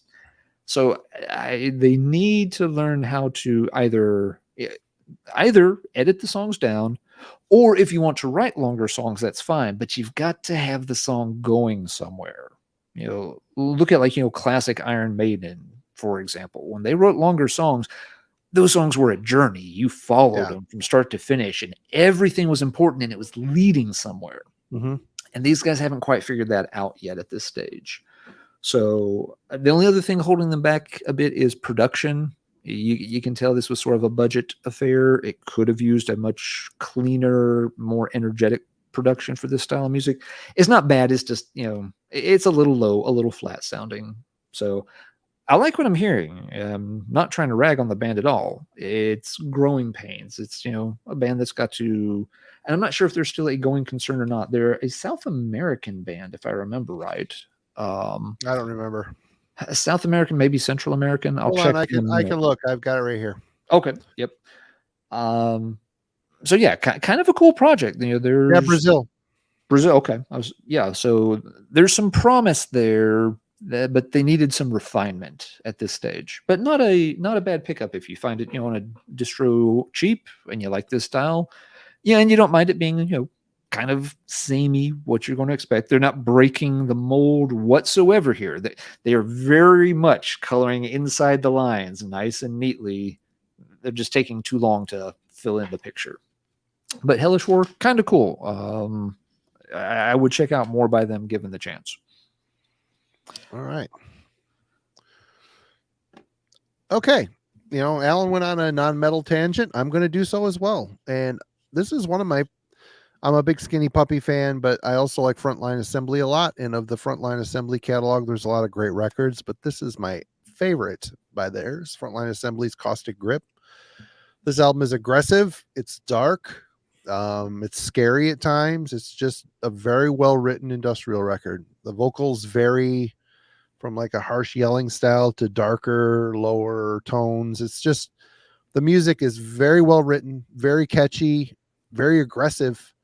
And they achieve aggression without guitars. It's just all synth and drum based. It's very electronic drum, of course. Wax tracks. But yeah, love this band. Always have. And Caustic Grip is my favorite. If you want someplace to start, they've got 100 fucking records. Definitely check this one out. It's quite good. It's one of those albums that's so well produced, you can turn it up super loud in the car and it just makes the doors move. It's so good. Such a great record. Love it. Would that be on Marty's recommended industrial albums to? Oh yeah. Yeah. Okay. Absolutely. Yep. Caustic Grip. Okay. Skinny Puppy though. Early Skinny Puppy is kind of They set the bar high. Yeah. And the singer for this band was in Skinny Puppy early on, but this is really good. Good stuff. Okay. Kellen is up. Okay. Next one. This is a, I guess, pagan black metal record, Arstidir License. I have no idea how to pronounce this. Let me see your license. Would you say? Arstidir License. Oh, okay. On Van Records. Please be patient with me here. So it's part of a saga, and this is part 2. And I should probably just put it in the chat instead of me butchering this, because I believe it's Icelandic. But in terms of the bands right now that are doing some kind of pagan black metal, this is my go-to. This band now, their past 2 records have found them sort of at a new height. Their earlier felt a bit more generic. The past 2 have been exceptional. But I think, like we talked about earlier, a very patient record. This is not 2 hours, however, so you don't worry about that. But it's just the dynamic swings in it. It goes from these incredibly almost like spoken poetry parts, which I think are actually like pulled from different sort of prayer ritual or history within Iceland. And then up to your sort of roaring black metal side of things. But that kind of dynamic shift, I think they're incredibly well paced and have a whole lot of confidence in making that kind of decision to let a record get super quiet to potentially sort of alienate part of the black metal community. Because it is so like committed to at least holding on to that kind of ritual aspect of it. And then they jump back into it full swing. So I'll put the name of this in the chat so people are curious at all, but because I have this no way in hell I'm going to be able to pronounce it. But anyway, yeah.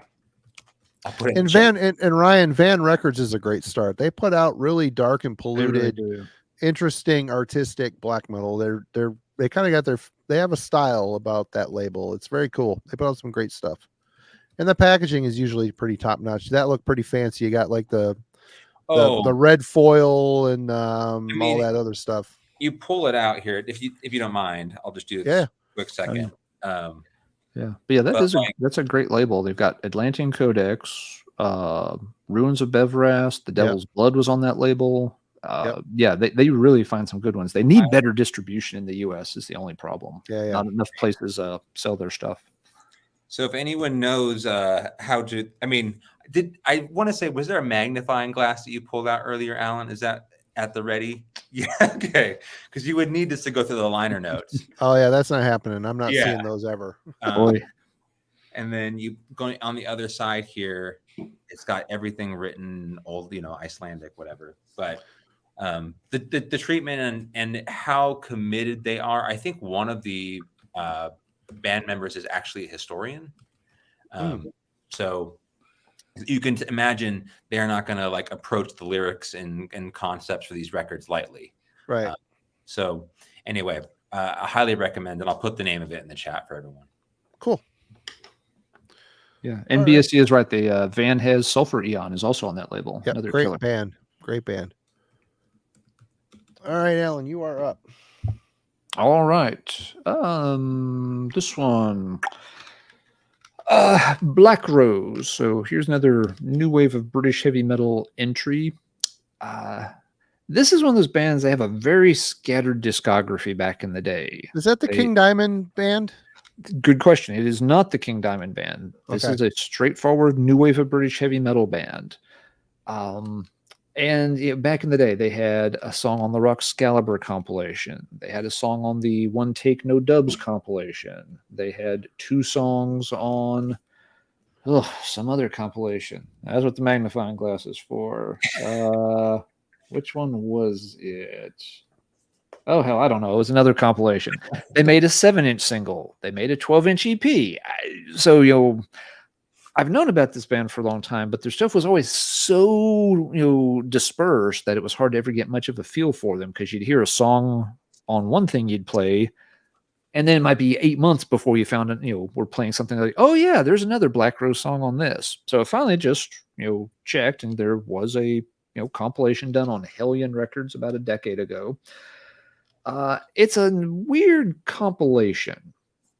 And I feel like I've ranted about this before. So if I have, I apologize. Here's a good lesson on not necessarily the best way to put together a compilation. So, if you're working with, an up and coming label and you're trying to do some of these, retro vintage release things, here are some things not to do. First off, this doesn't include all the songs from some of those early releases. For example, like from the EP, I think it's got 2 of the 3 songs. It's like, why didn't you include the third one? In some cases, I think it's because there's a different version of that third song somewhere else on here. But if somebody's buying the anthology, they generally want all the stuff together. They don't want to say like, okay, tracks 5 and 6 are from the EP. Oh, and track 11 is a song that was also on the EP, but track 11 is the version they recorded 18 months later for a different release. Just you can put both versions on there. That's absolutely fine. Another thing that is a little bit of a miss on this compilation is the booklet. You got tons of pages here with lyrics and pictures, and there's not a single liner note about the band's history at all, which is, again, kind of weird because this is a band that jumped labels several times, went through different lineups, and none of it's chronicled. And that's usually something you'd expect to have in an anthology. You expect the 1 or 2 page bio walking you through the band's history. Third and last thing that's an issue here is the last handful of songs. Apparently, Hellion actually signed the band. They were getting the band back together, or at least 1 or 2 of the guys were.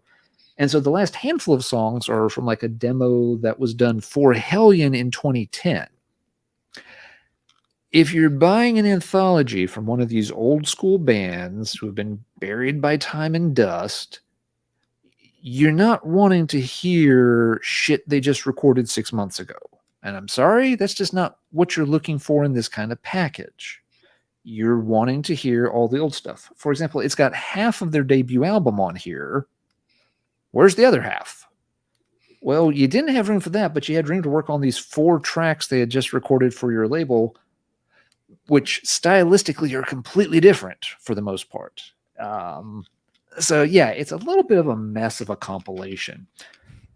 Early on, the band's very good. They fit the general mold of, energetic, really tight songwriting, the upper tier kind of heavy metal stuff, a bit new wave of British heavy metal, like Persian Risk in their early days. Not quite as savage as, say, Crucifixion, but, getting there.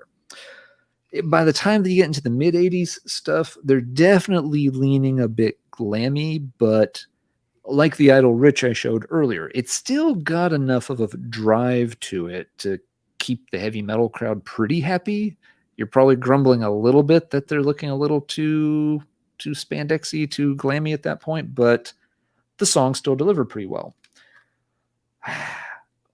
If you're a new wave of British heavy metal band and you're seeing 13 guys geeking out over your stuff on Reddit, and you decide you're going to recruit some new guys and put out new material, well, don't record a handful of shitty glam demos and get them tacked onto the end of an anthology of your old stuff.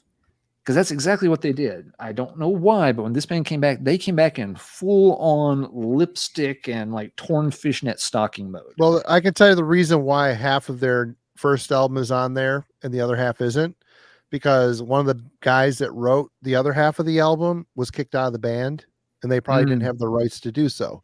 So main songwriter that's still in the band probably kept the album songs that he wrote, got rid of the rest that he didn't write and have the rights to, and then got new guys to put something shittier out. It very much could be what it is. It could be something like that, but it makes for a really disjointed, set of tracks. And why in God's name you would come back in, 2010, 2012 as a glam band when the legacy you're trying to establish here is what you were doing back, in the, the stalwart days of the new wave of British heavy metal. I have no idea what they were thinking at that point. Now, to be fair, this is still a worthy purchase, as much as I just kind of, really ragged on it. It is worth it for the old material because they were very good, in their prime. And even the mid 80s period stuff is not terrible. You've got to put up, with that very, commercial friendly sheen, but there's still a lot of good songs and a lot of good playing in there. It's just the way it was put together as a package is kind of annoying. And having, yes, those, just total glam schlock tracks that were brand new at the time tacked on, it's so out of place here. So a weird listen, a little bit of a frustrating package, but a new wave of British heavy metal band that is definitely worth checking out and doesn't get mentioned very much. I have not checked. I can do so in a minute. I'm hoping somebody, High Roller, I'm looking at you, has done a more recent and better compilation of the band's classic stuff. If so, get that one, and you can bypass this older Hellion one if you want to. So now I'm done with that rant. All right. All right. Well, Jim, some of you will know him from the Wednesday Album Club. He was over today, and we listened to this record. And it's, how many death metal bands can you think of that come from Leeds, West Yorkshire, England? I can't really think of it. West Yorkshire. Never mind. West Yorkshire. Yeah. I said East Yorkshire. Cryptic Shift. This is, Visitations from Encletus. This album is on Blood Harvest. It fucking rules. It is like super techie death metal. Yep. Kind of in the vein of Time Ghoul. They're busy without, the thing of it is, a lot of techie bands, they touch on a riff and they move. There's so much crap going on, they move on, and it's hard to grasp. These guys are techie, but they stick on a riff for a while. They beat on it for a few measures, and it gives it it allows you to hear that each guitar player is playing something different, and the bass player is you don't agree with me in the Time Ghoul comparison.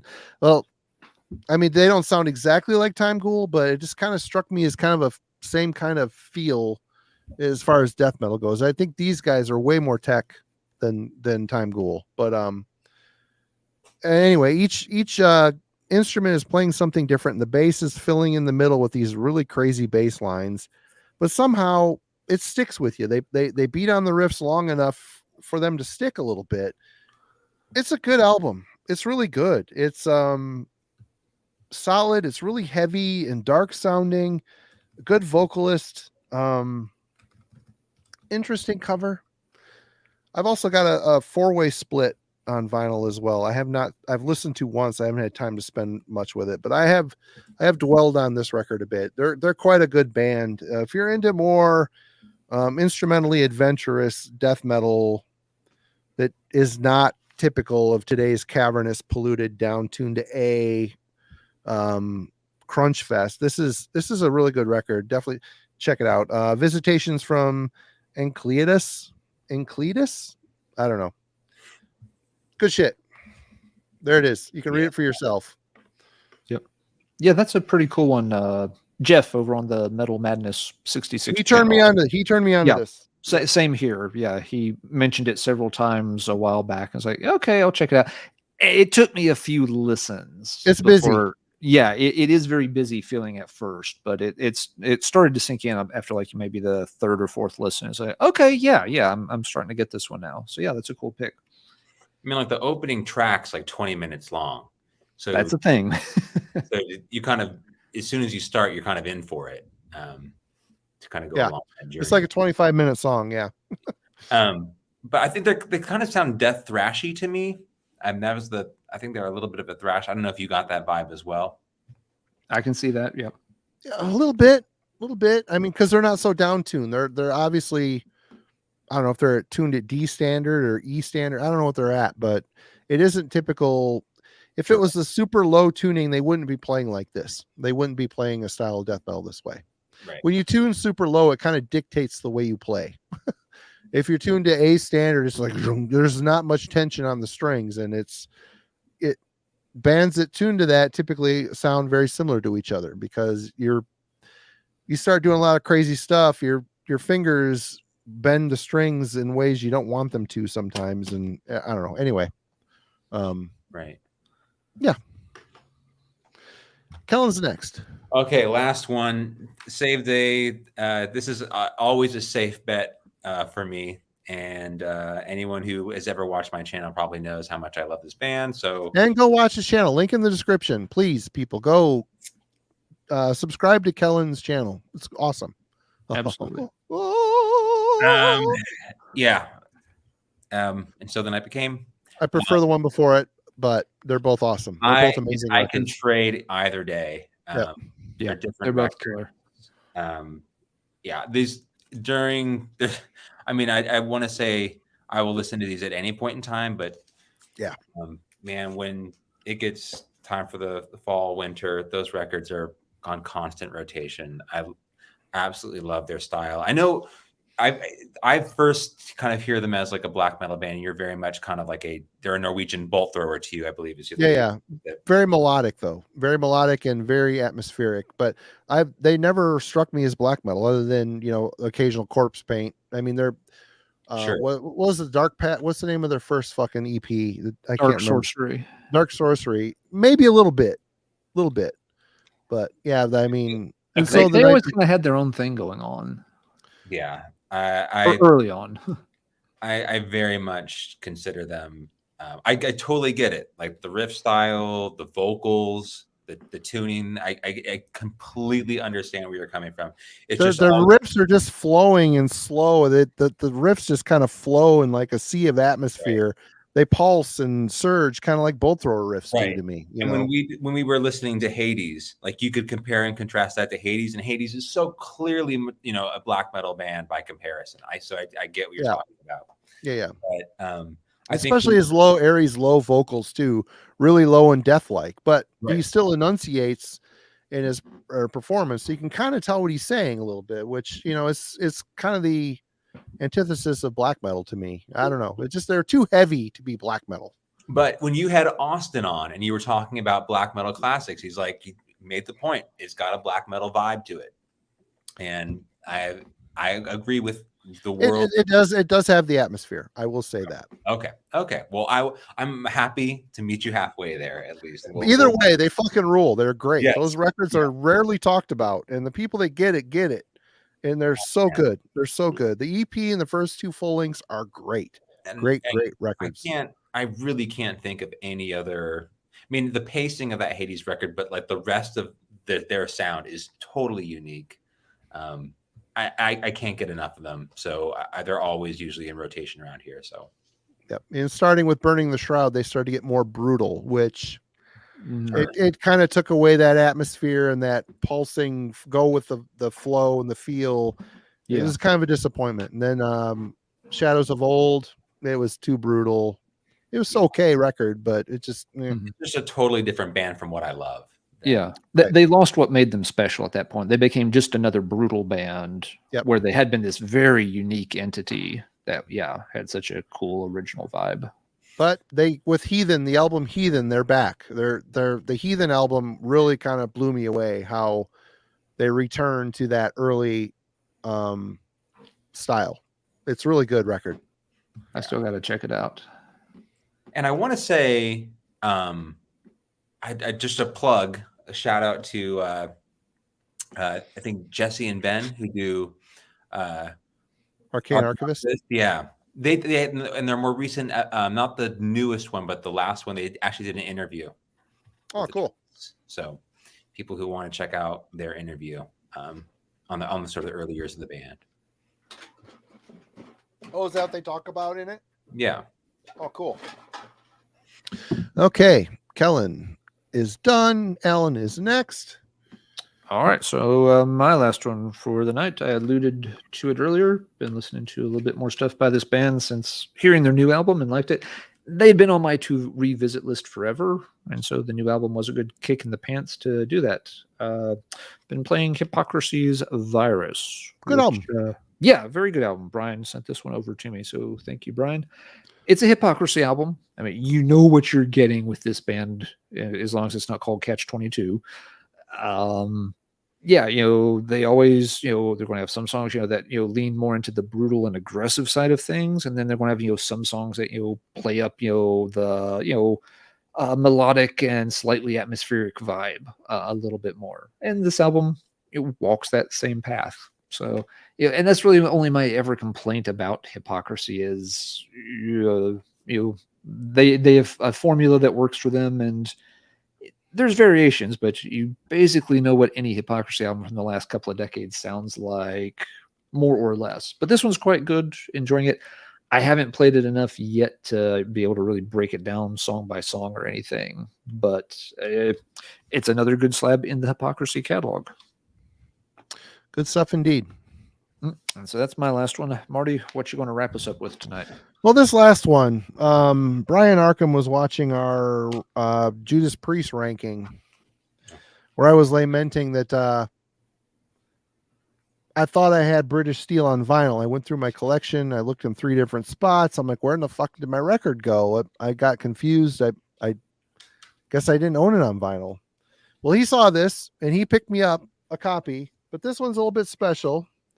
Some of you know who Reed Mullen is. He was a drummer for Corrosion of Conformity who passed away a few years ago. Well, he found a copy of Reed Mullen's British Steel, got for $20. Apparently his estate is moving his vinyl collection in various stores throughout the area where Brian lives. And he picked this up, or wherever he went to. So yeah, it was very kind of him. It's kind of cool. Maybe a little bit of bad juju on this record. I don't know, but holding a dead man's record, but I guess they're all kind of dead man's records, aren't they? You go to record shows, you don't know what you're getting. Or you go to Goodwill, the shit in Goodwill is probably used to be owned by someone who's dead. So, I mean, whatever, but it's kind of cool. Me and Jim listened to this today, and a fun record. Some good songs on here, some fluff on here too, but the good greatly outweighs the bad. Yeah. I cannot read the text in here because it's dark. Hold on one second, folks. I'll give you a rundown. I know you know who this is. I can't spell because I'm drunk. For a second there, Marty, I thought it was going to be Bongzilla. I thought you were going. No, he knows better. I would think by now that Brian knows better. Where is it? Defenders. Where in the fuck is it? Point 1980. British Steel. I mean, Metal Gods and Breaking the Law is the one we're all sick of. Grinder is a good song. United's cheese, but still fun. Living After Midnight, Steeler. That was a Rapid Fire. There's some great songs on here. Classic. Yeah, it's a classic Priest record. It's cool to finally have it on vinyl. Thank you so much, Brian. It's for sale at Ragged Records in Davenport. There you go. Road trip. And there's a whole bunch of other stuff that Brian sent me too, and some other people. I need to do a VCLT stream one of these days. I just haven't had fucking time, but we'll get there. Yeah, that is a good Priest album. There's some good deep tracks on side 2. Even though, there's a couple of songs I don't need to hear Living After Midnight ever again. I just don't. But yeah, Brian, I've had Bongzilla. Being a writer back in the day, I was on Relapse's promo, so I had all the Bongzilla shit, the early stuff. It's okay, it's good. They're heavy, down-tuned. It's just not for me. It's like Electric Wizard. I've got a handful of their albums. I never listened to it. It just doesn't resonate with my thought process, I guess. I don't know. Yep. So are we all done? I believe we have reached the end. Well, I'm kind of bummed because I was having fun, getting a little buzz. It was good. It has been a fun episode. Absolutely. Kellen, everybody that's in the chat, again, I've said it again and again and again. Killing for Company. Go subscribe to his damn channel. Subscribe to Let's Talk Metal's damn channel, and let's get this rolling. There's 2 of my favorite YouTubers right here sitting in the same room with me. It's great. We appreciate you all. Thank you so much. I'm not a stoner. I do not work well with weed. Weed does not agree with me. Thank you everybody for the super chats tonight. You're very kind. We really appreciate it. It's Definitely going towards so. better things, I promise. Not just beer. Kellen, what do you've got coming up? I know Wednesday we've got a little program note. We're going to be talking about Runes of Beveras Blood Vaults. Yes. So I have part 2 of the Blut aus Nord deep dive. Cool. I have another episode with Brian for the Cool. Cut Your Teeth Death Metal series. Nice. And then I'm doing a video on sort of the start or for my interpretation of where the new wave of traditional heavy metal begins. So a little sort of period piece coming your way. Oh, that'd be fun. Yeah. Very cool. How about you, Alan? Tuesday is your day to upload typically. What have you got rolling next? That's a good question. Let's see. This past week, You're always prepared. You've probably got 15 videos already banked, don't you? the bank is actually a bit empty right now. I've been so busy with work stuff. I do not have as much stuff loaded and ready to fire as usual. But yeah, this past Tuesday I did just kind of quick hits on 4 new wave of traditional heavy metal bands, playing some clips so that folks could check out some stuff like the new Iron Flame, Prelude to Ruin, By Fire, by Sword, and also Lords of the Trident. And this coming Tuesday, we'll wait for it. This one's going to be fun on Tuesday. A little off the beaten path. We'll just say it's going to be a very shocking episode. Uh-oh. We'll leave it at that. Teaser. As far as program notes, a week from today, I will not be here. I'll be at my engineer's band, The Knockoffs, is playing at the local comedy club, so I need to make appearance at that. So Alan has enlisted. Yep. Coming back, some favorites. We've got Darcy from Darcy 6 Strings 9 Lives and Metal Mickey from the Metal Mickey channel. And we are going to do something that has been requested by a lot of folks in the chat over time. We are going to be doing Countdown to Extinction, ranking the Megadeth catalog. So whole lot of Mustaine coming up 1 week from tonight. So Darcy and Mike will be helping me work through all of that. Yep. Bummed I won't be here to participate. Yep. It would have been fun to have you in on that one, but and talking, a lot of folks, are very busy on schedule right now. So very happy that Darcy and Mike could find time to join in and help out with the episode. In talking, they were both really excited to do this topic. I was just like, absolutely. I've been listening to the new Megadeth some, and I definitely have some gaps in my Megadeth knowledge. I still have not heard it. Yep. I've been working my way back through some of the albums that I'm not very familiar with. So yeah, we should have some fun stuff to talk about next week with Risk. Simon, spoiler alert, man. You gotta warn folks there. We'll see where folks put that. Although I don't think it's going to be too hard to figure out. But yes, that's what we'll be doing next week. And we've got some folks lined up for October, some we don't. Again, it's a busy time of year for a lot of people, but we will have something lined up for you each and every Friday night coming up. Thanks, everybody. Craig Zeller will be coming soon. We're trying to work with trying to work with Craig. Just got to get the right date nailed down for him. We've been talking to you guys over Wednesday. Anyway. Yep. We may have to do a Wednesday night for that, but we can do that. We're talking to the guys over at the Radical Research podcast, which most folks should be familiar with. And both have been on the show before, Jeff and Hunter. Both great people. Love them both. And in the near future, we've got it penciled in. That's this time they'll be appearing together. And so we will have the 4-man tag team action of Heavy Metallurgy versus Radical Research. Winner takes all, owns the internet. The other has to go listen to Ariana Grande records for the rest of existence. They'll be telling. The stakes are high. They'll be teaching us about prog rock, and I don't have much skin in that game. We're working out the details on the topic, but it will be a fun one and definitely lean into their expertise on the more proggy side of things, because there is definitely crossover for heavy metal fans and prog fans, and that's what we're going to try to explore. So good Kellen? stuff coming up in the weeks to come. Did you have something to show, Kellen? Well, they were talking about intestine balsam, and this was right next to me. So I would pull out Ultimate Instinct. Anyone who I just was like, hey, since people were chatting about it, but there we go. That was all I had to say. Good deal. Oh, awesome. Kellen, again, thank you for joining us tonight. Always great to have you, my friend. And Alan, always a pleasure. You know that. We miss you on Wednesdays, but we're holding down the fort while you're out teaching tomorrow's rock fans of rocks. Yeah. Sounds like you're caught between a rock and a hard place there, Marty. So maybe you are.